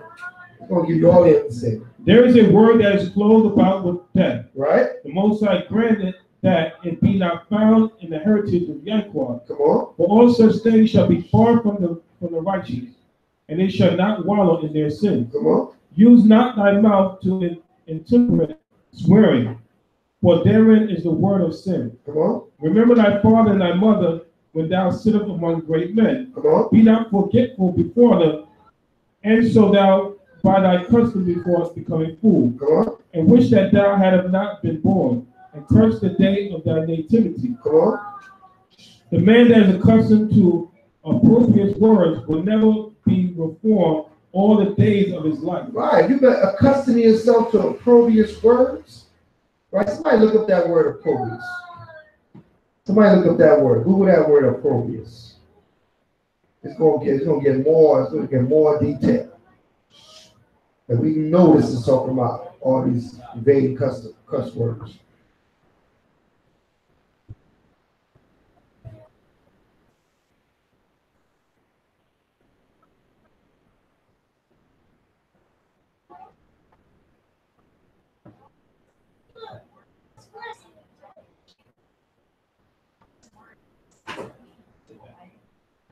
Yeah, the phone's talking to you now?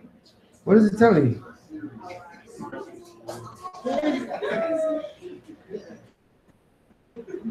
What's we talking about?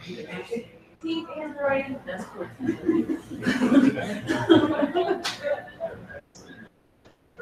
How you make it speak? Just say, okay, Google. Yeah. Okay. Well, I'll just read it. I don't know how to make it speak. Opprobrious is a heavy-duty word, all right, to describe something taunting or shameful. Opprobrious words criticized in a mean, hurtful way. Opprobrious comes from the Latin opprobrium, which means to reproach or taunt. It's somewhat, if someone is being opprobrious, she is being abusive and mean. So abusive and mean, abusive speech. People say verbal abuse, right? Verbal abuse, people being verbally abusive. You know what I mean? Talking down, cussing each other out. You are this, you are that, you everything up but the child of the Most High. Okay? That's opprobrious words. That's not how we're supposed to speak. Everybody understand that? So it's clear. You know what I mean? So you see things in Israel, you say, oh man, but I see that going on. That don't mean it should be going on. You know what I mean? Let's also get, I'm going to tell you the scripture that they use to try to justify why they speak that way. Yeah, Romans. Yeah. What is that? What verse is that? Israel have a way of justifying everything. That scripture not even talking about that.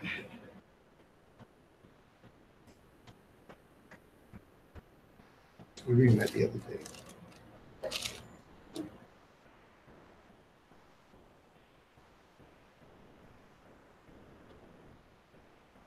You should update your Android cleaner now, or your Samsung See? might be slowed So down and your my battery phone may says. discharge quickly. From that spirits. 2 Corinthians 11:6. Okay, water. 2 Corinthians 11:6.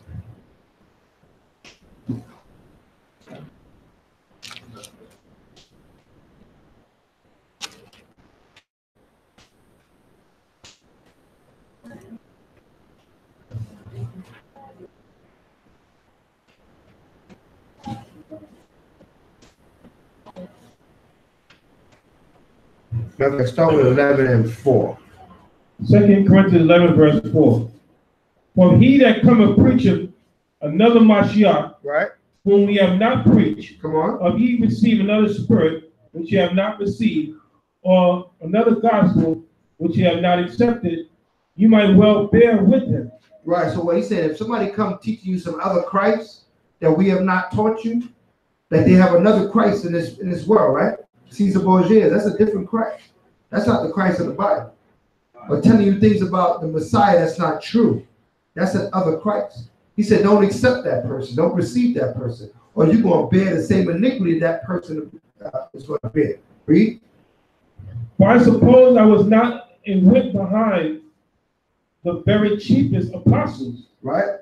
But though I be rude in speech. So he said, I was not a wit behind the very chief apostle. What does it mean, wit? What is it, wit? When somebody's witty, what does it say about them? They're smart in speech, right? So, oh, you're witty. That means you talk real good. You quick with your speech.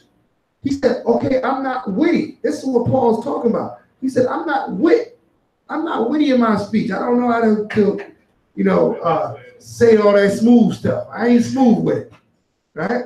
I ain't quick with my speech. I wasn't as sharp as pencil. You know what I mean? I'm not that type of. I'm not. And you know what? That's what Moses said, right? That's what Moses said. That's why Aaron was set up, because Moses said, "I'm not a good speaker." Even though Moses was chosen to lead the people, he wasn't an orator like Aaron was. So the Most High gave Moses Aaron. Said, "Aaron will be a spokesman. He'll speak to the people." Because you're not a great, orator. Some people thrive in that position of speaking to the masses, and they're great speech makers. and some people are not. All right, read on.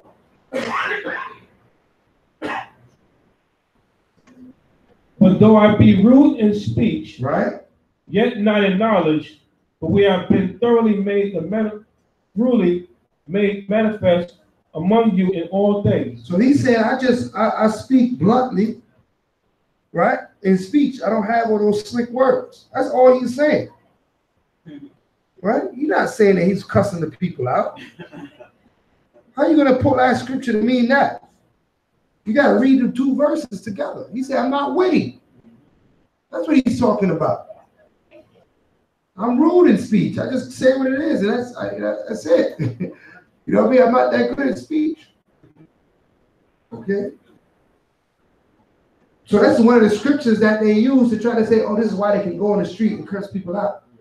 No, that's not what that scripture's talking about. Right? Get James now. James 3. Where you going? Colossians 3? Yeah.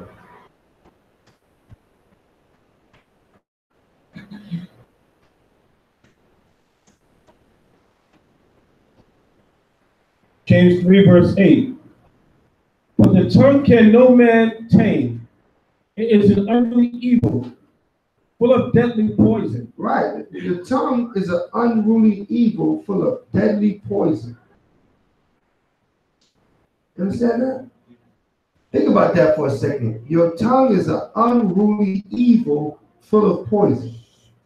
So how is that possible? What is your tongue doing that makes it so evil and full of poison? Speaking which words? Opprobrious words, exactly. We just read it. Speaking opprobrious words, words that are not of Yah. Right? Speaking out your own heart. Speaking of your own thoughts. Now you what? Now you coming out of the ways of Yah. And you speaking what? Venomous words. All right, read on. James. Where therewith blessed be the Most High, even the Father, and therewith cursed be men, which are made after the similitude of the Most High. Right, how you going to bless the Most High with this mouth and curse men that's made in the similitude of the Most High with the same mouth, with the same tongue? Read. Out of the same mouth proceeded blessing and cursing. My brethren, these things ought not to do so to be. Right. These things ought not so to be. Right. You're not supposed to be this way. You're not supposed to be blessing the Most High, bringing out the word of the Most High, and cussing out the same people that you're trying to bless at the same time. All right? Read on. Doth a fountain send forth at the same place sweet water and bitter? Exactly. How are you going to put out sweet water and bitter water at the same fountain? It can't be. Don't get me wrong. It's not saying that you might have opposition and enemy, or you might have a situation where you might have to rise up verbally against somebody, right? But that's not somebody you trying to what? Edify, right? You like they're trying to edify the people and raise them up, and you cuss them out at the same time.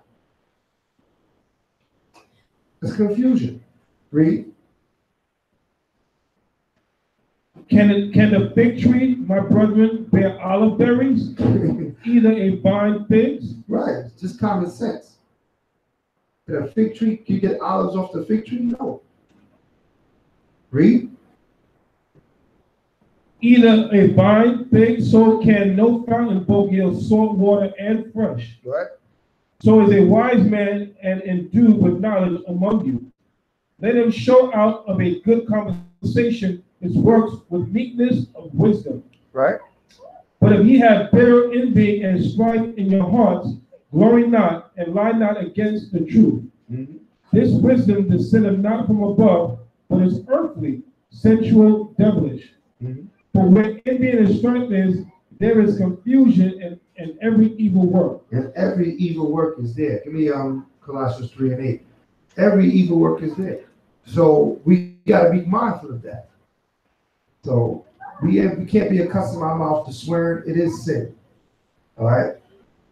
There's certain situations that a word might come out your mouth, but there has to be few and far between. Everybody understand that?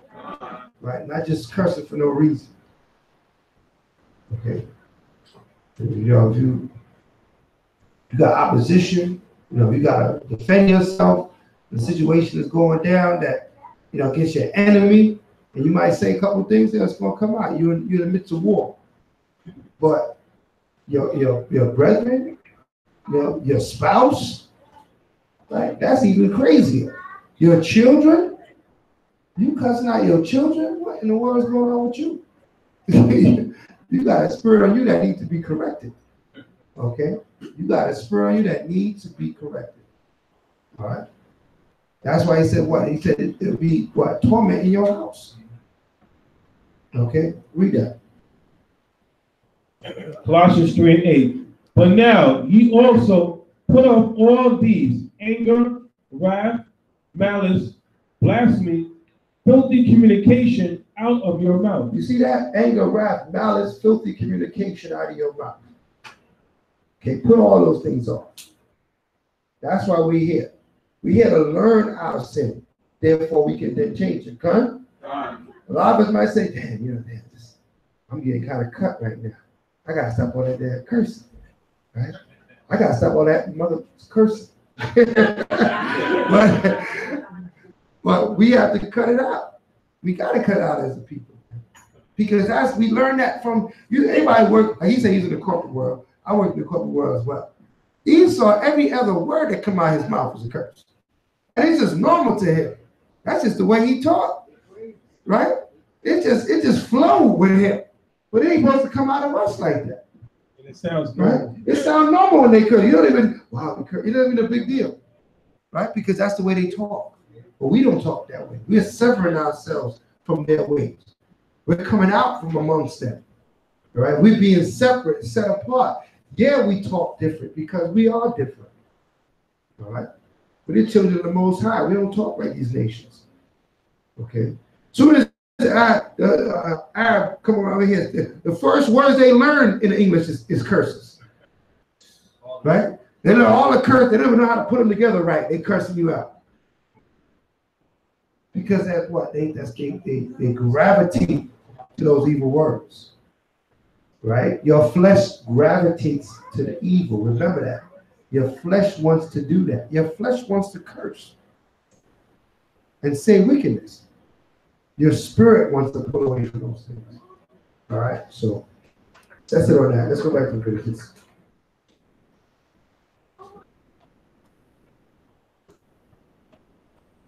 So, read 5 again, 5 and 1.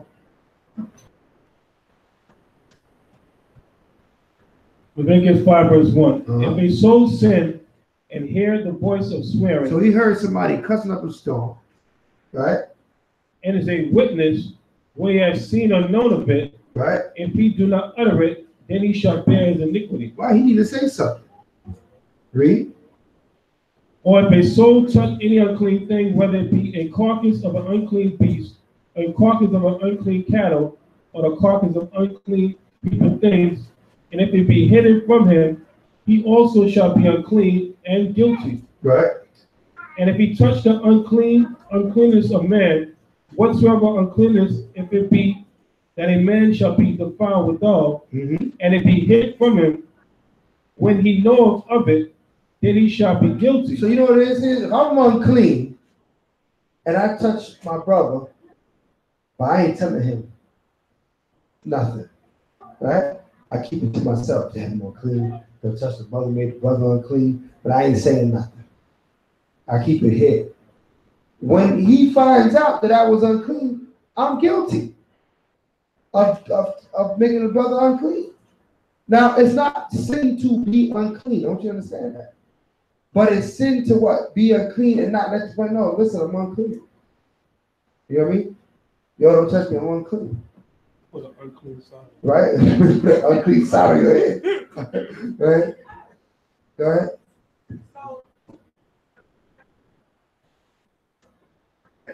Say a little louder. Okay, so and she has a wife. The wife takes it.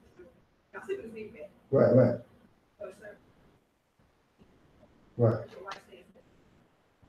But you and your wife stay the same. Why?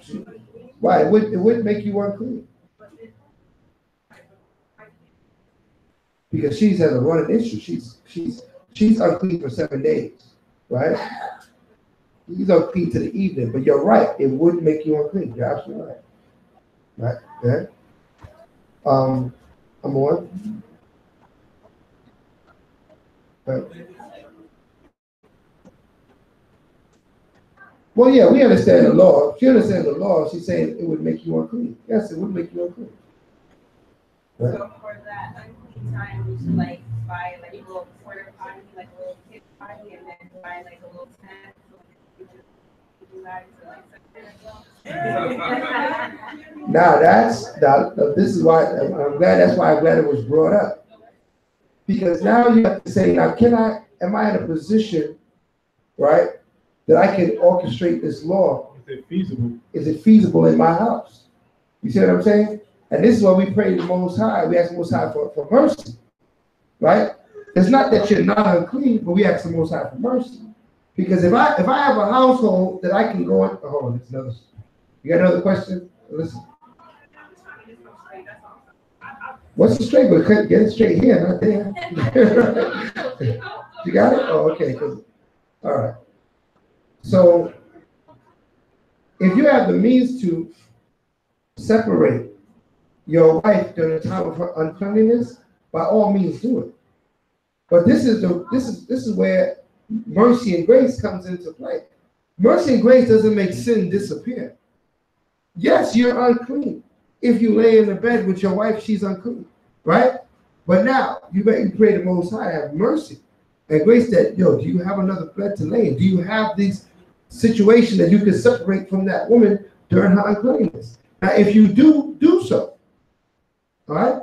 If you can't, then you pray the Most High that to what? To pardon your iniquity, that you could now continue, and maybe in the future you can do it. Okay, but the sin don't disappear. You see what I'm saying? Right? Deacon? That goes with going to a funeral too. That goes for going to a funeral as well. 24 hours, right? Right. How many we said? Not 24 hours till sundown. You're unclean till sundown. Okay? Yeah. If you drunk a little bit too much wine, is that a sin or are you unclean? You got a little intoxicated. You got drunk? Yes. Is that uncleanness or is that a sin? It's a sin to be a drunkard. To mean that you drinking all the time, getting drunk all the time. That's a sin. But if you drank something too much one day and you got tipsy or whatever, you got drunk or the case may be, no, that's not a sin. Just don't do it tomorrow. Because then you start becoming a drunkard. Yeah, then you become a drunkard. Right. And chapter 3, when it talks about, says, whether he have seen or known of it, he do not utter it, then he shall bear his iniquity. Right. Does that apply today? Because what I tell if I saw you doing something that you shouldn't be doing? What do you want? Meaning, if I saw you do something. If you see me stealing his wallet, who would you tell? Well, I hope you tell him. Right? That's who you tell. Homeboy just took your wallet, man. Right? And you stand there as a witness, like, listen, homeboy, you just took it. I saw you take this man's wallet. Go in his bag where he wasn't looking. That's who you tell. Right? You don't go tell police. You don't get the police involved in our stuff. Not the first. We don't want to see verse 48. We don't go. Yeah. Scripture say, dare you go to the unjust before the just. So you go to each other. We tell each other, listen, this is what I see. Okay, this is what I saw. That's what I'm talking about. Okay. So I want to get clarity on the unclean thing. So, because it's possible that you could be, things can make you unclean unawares. You could be unclean awares, but it doesn't take away, right, the fact that you're unclean.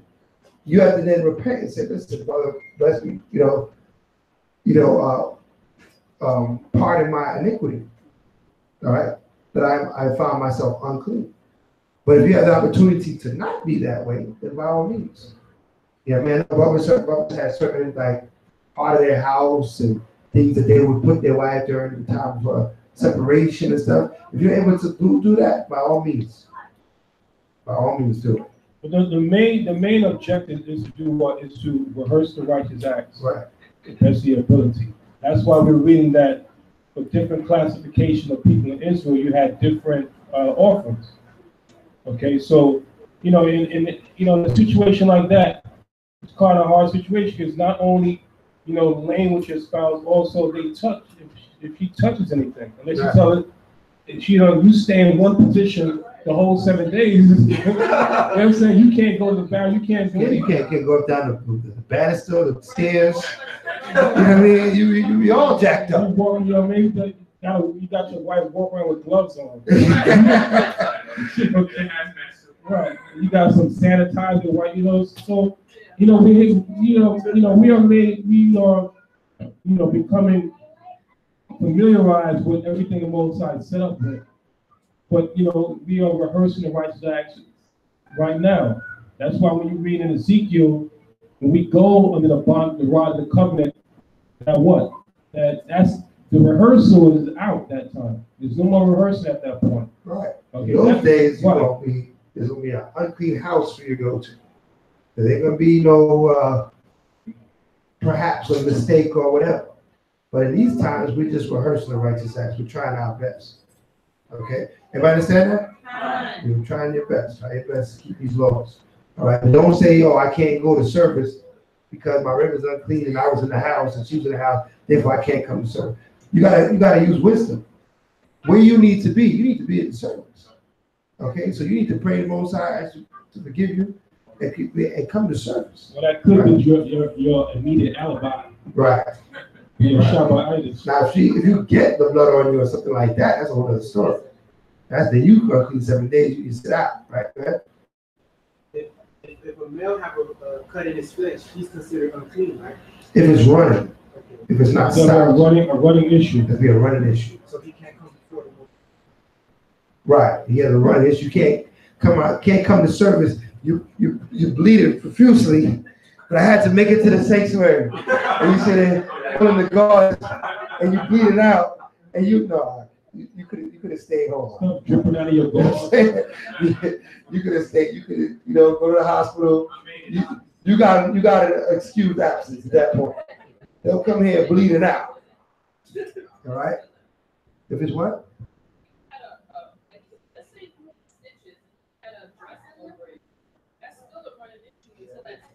If it's running, if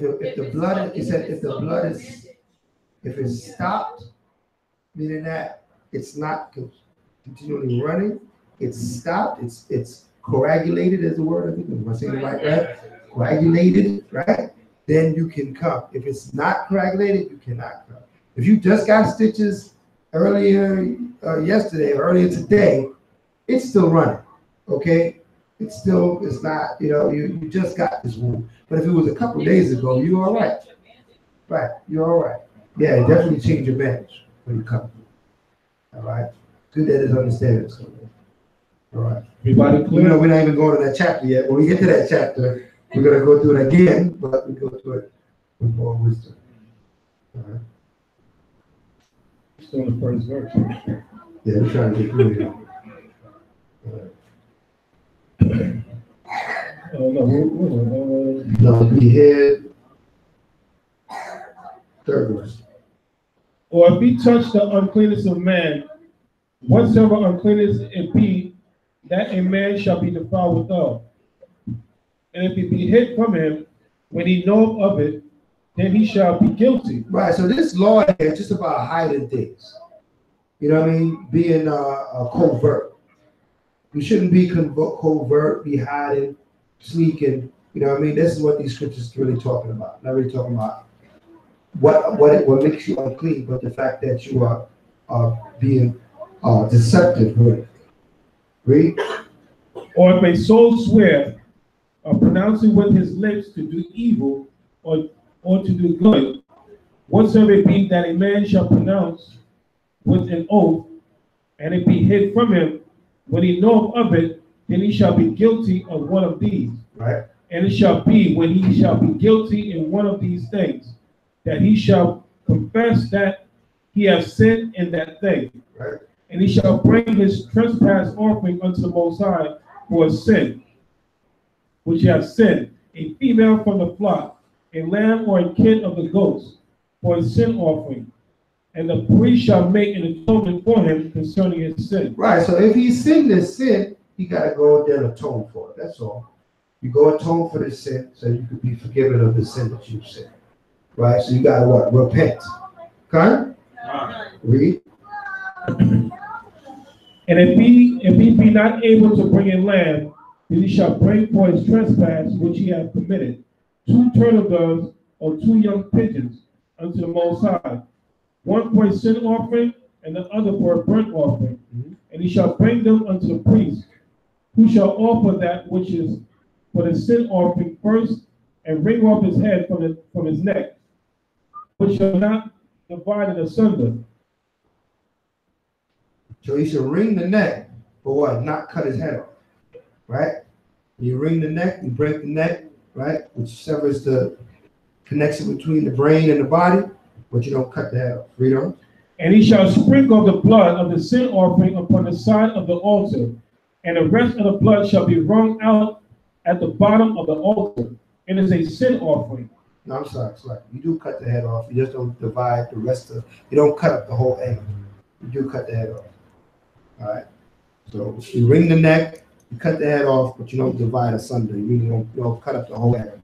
You know. And he shall offer the second for a burnt offering, according to the manner, and the priest shall make an atonement for him for his sin which he hath sinned, and it shall be forgiven him. But if he be not able to bring 2 turtle doves or 2 young pigeons, then he that sinned shall bring for his offering the 10th part of an ephah of fine flour for a sin offering. He shall put no oil upon it, neither shall he put any frankincense thereon, for it is a sin offering. Then shall he bring it to the priest, and the priest shall take his handful of it, even in memorial thereof, and burn it on the altar, according to the offerings made by fire unto Yah. It is a sin offering. And the priest shall make an atonement for him as touching his sin, that he hath sinned in one of these, and it shall be forgiven him. And the remnant shall be the priest as a meal offering. Right. And the Most High spake unto Moses, saying, if a soul commit a trespass, and is sin through ignorance in the holy things of Yah, then he shall bring for his trespass unto the Most High a ram without blemish, out of the flocks, with thy estimation by shekels of silver, after the shekel of the sanctuary, for a trespass offering. Right. So what? He had to give some money to come with the shekels. All right. Read on. And he shall make amends for the harm that he have done in the holy thing, and shall add the 5th part thereto, and give it unto the priest. And the priest shall make an atonement for him with the ram of the trespass offering, and it shall be forgiven him. Right. So you gotta make amends with the person or the thing that he had committed. Because when you sin, you gotta go to that sin and mend it. Right. You gotta if it's somebody, you gotta pay them back, or you gotta mend the situation, and then you bring the 5th part to the priest. You still gotta bring a portion of your atonement money to the priest. Read on.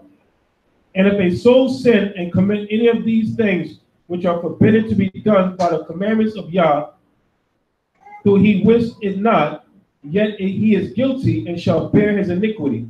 And he shall bring a ram without blemish out of the flock with thy estimation for a trespass offering unto the priest.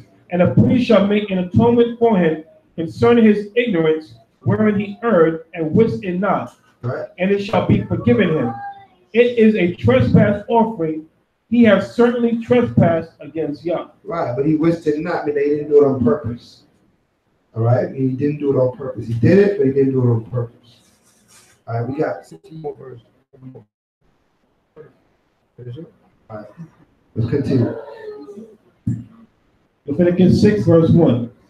And the Most High spake unto Moses, saying, if a soul sin and commit a trespass against Yah, and lie unto his neighbor in that which was delivered him to keep, or in fellowship, or in a thing taken away by violence, or have deceived his neighbor. So he's talking about what, a thief, or somebody want to rob somebody, want to mug their neighbor, jump out the bushes and come off them sneakers, right? This is somebody run that, right? If somebody got a thieving spirit on them, read on. Or have found that which was lost, and lie concerning it. Right, so you lost something, you drop your wallet, and they pick it up and put it in their own pocket. Instead of telling you, hey, you dropped your wallet, they claim like they found it, when they know it doesn't belong to them. Read on. And lie concerning it, and swear falsely, and any of all these that a man doeth, sinning therein. Right, and then swear falsely, be like, did you see my wallet? No, I haven't seen it. No, right, no, damn well it's in your pocket. Right, read on. Then it shall be, because he hath sinned and is guilty, right, that he shall restore that which he took violently away, or the thing which he hath deceitfully gotten, right, or that which was delivered him to keep. Right, you better return what you took. What's in your possession that don't belong to you, you have to return that. And then read on. Or the lost thing which he found, or all that about which he hath sworn falsely, he shall even restore it in principle, and shall add the 5th part more thereto. Right, and so if you can't return it, you got to return it in principle, meaning that something that's worth it, and add the 5th part. What's the 5th part? What percentage is the 5th part? 20% on top of that. So you found my 100, you got to return my 100 and 20%. Okay? And you got to put a Franklin on top of that. A dub, as they say. You got to add a dub to that. Right? Yeah, Jackson. A dub to that. Put in dead presents. You know? You mean Esau too? Esau not even in this chapter. All right, read on. Then it shall be, because he hath sinned and guilty, that which you restore, which he hath taken very violently, or the thing which he hath deceitfully gotten, or that which was delivered him to keep, or lost thing which he found, or all that about which he hath sworn falsely, he shall even restore it in the principle, and shall add the 5th part more thereto, and give it unto him to whom it appertaineth, right, in the day of his trespass offering. And he shall bring his trespass offering unto Yah, a ram without blemish out of the flock, without estimation, for a trespass offering unto the priest. One more verse. And the priest shall make an atonement for him before the Most High, and it shall be forgiven him for anything of all that he hath done in trespassing therein. Right, so there what? So he gotta meddle with that person first, and then he can bring his trespass offering to the priest. Okay, but he got to mend it with that person. He got to bring that offering with that person. Okay, you got to make sure he give him his. All right, he took my stuff, give me back mine, then go to the priest and repent. Somebody just want to repent and keep what they took. Yeah, I'm sorry, God, that I stole his car, and you ain't giving it back. You got to give it back, and 20% on top of that. Now you're worthy of what? Repenting to the Most High. Right? You can't just repent to the Most High and, be good. Right? So that ends the portion for this Shabbat day. Hold on a second. That ends the portion for the Most High hand for giving us the first portion out of Leviticus. All praise be to the power of the Jacob.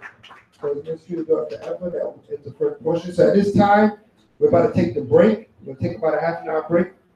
And then we're going to come back together and we're going to go through some other scriptures and announcements and preparations and things of that sort. But we have completed the portion for the Shabbat day for the Shabbat. Now, during the break, we have a couple tests that's going out there. We have the Exodus test, and we have the Camp Brothers got a test. to move up in ranks. His brothers in the camp is moving up in ranks. You know what I mean? Soon enough, you know, they're gonna outrank me. They're gonna take my seat. All right, that's okay. All right, but until then, we have the test that the brothers in the camp are going to be taking, and then we have the Exodus test for all of you to take. I want all the camp brothers taking the test in the front seat, the front row. All right, so when we take the break. So this time we'll take the break, huh? Hallelujah. I will announce when the test for the Exodus is going to be handed out. What if you did some of those things before you learned about it today? Then you just prepare. All right, we'll go over that. We'll go over that after the break.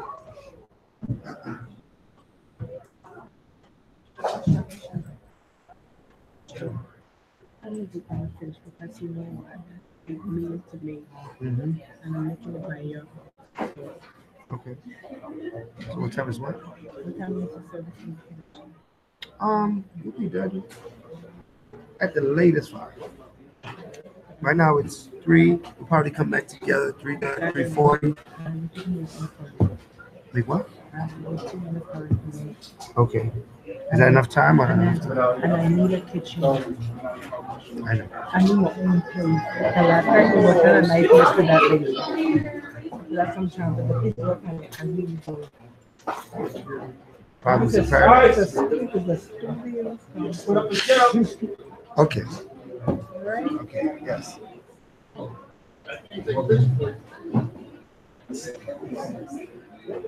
taking no picture? Y'all coming up for your test? Picture.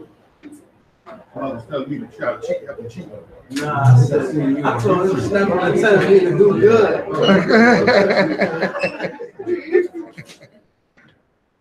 All right, so Malachi, you in the camp, man? Not yet.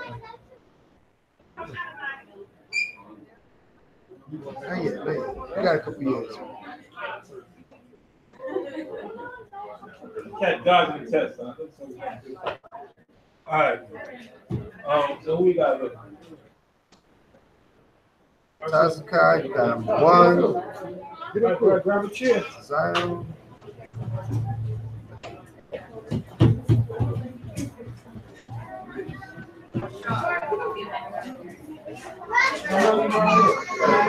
You get a chair. Everybody get a chair.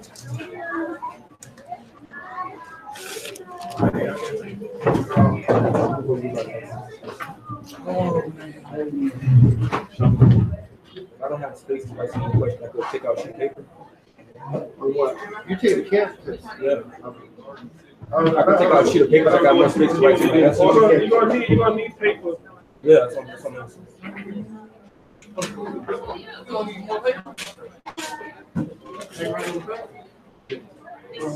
Man, you might not have enough room. Yo, who else supposed to be here? This money missing? Shamar. Right. This is what I'm taking it to. What's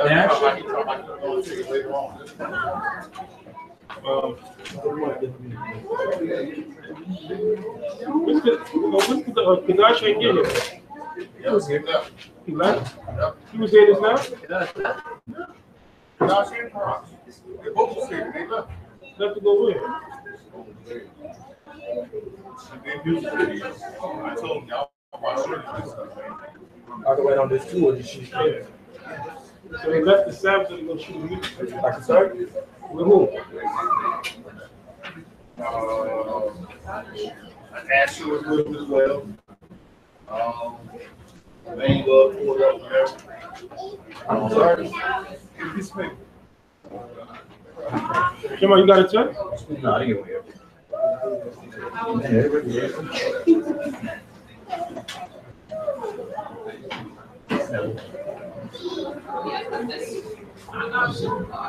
Are you trying to get a test? Like my wrist is about to break.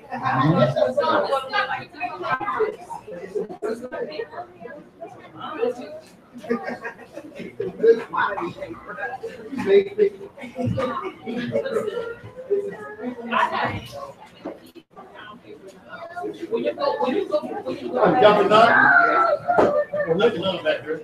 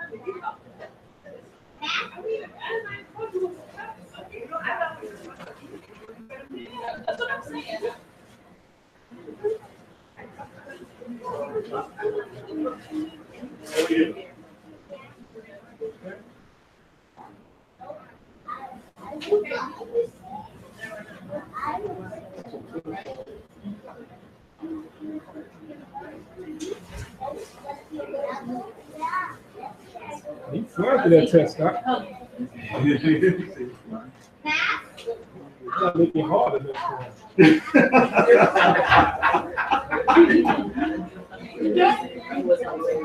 That'll make it harder than that.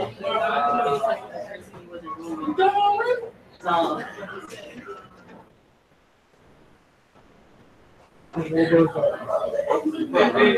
was aware, they wasn't aware of it, right? They were made aware of the test. I told him that. He said, I'm gonna take when I get back. I said, what you mean? It's gonna be going back.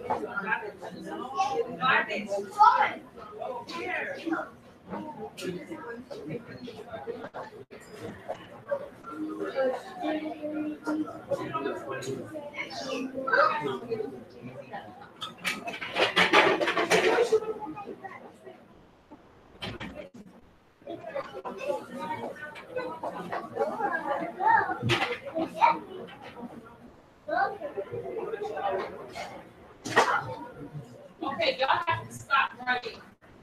Sit down.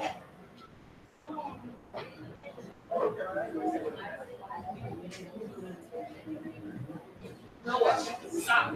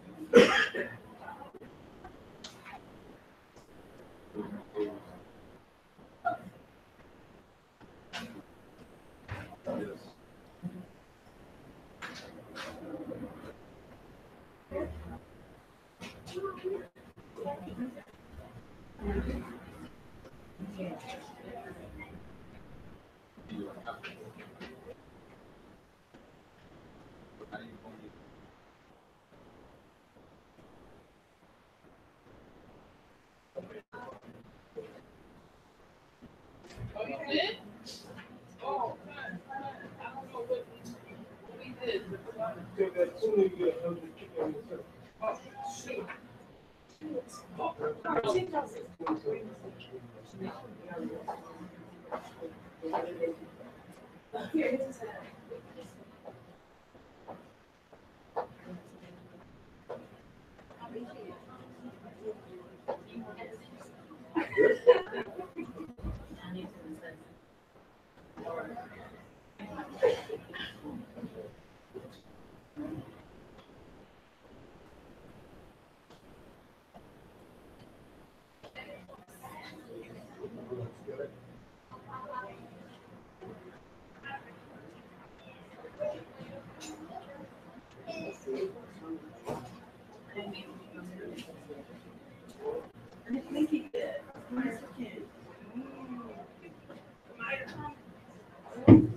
I'm sorry.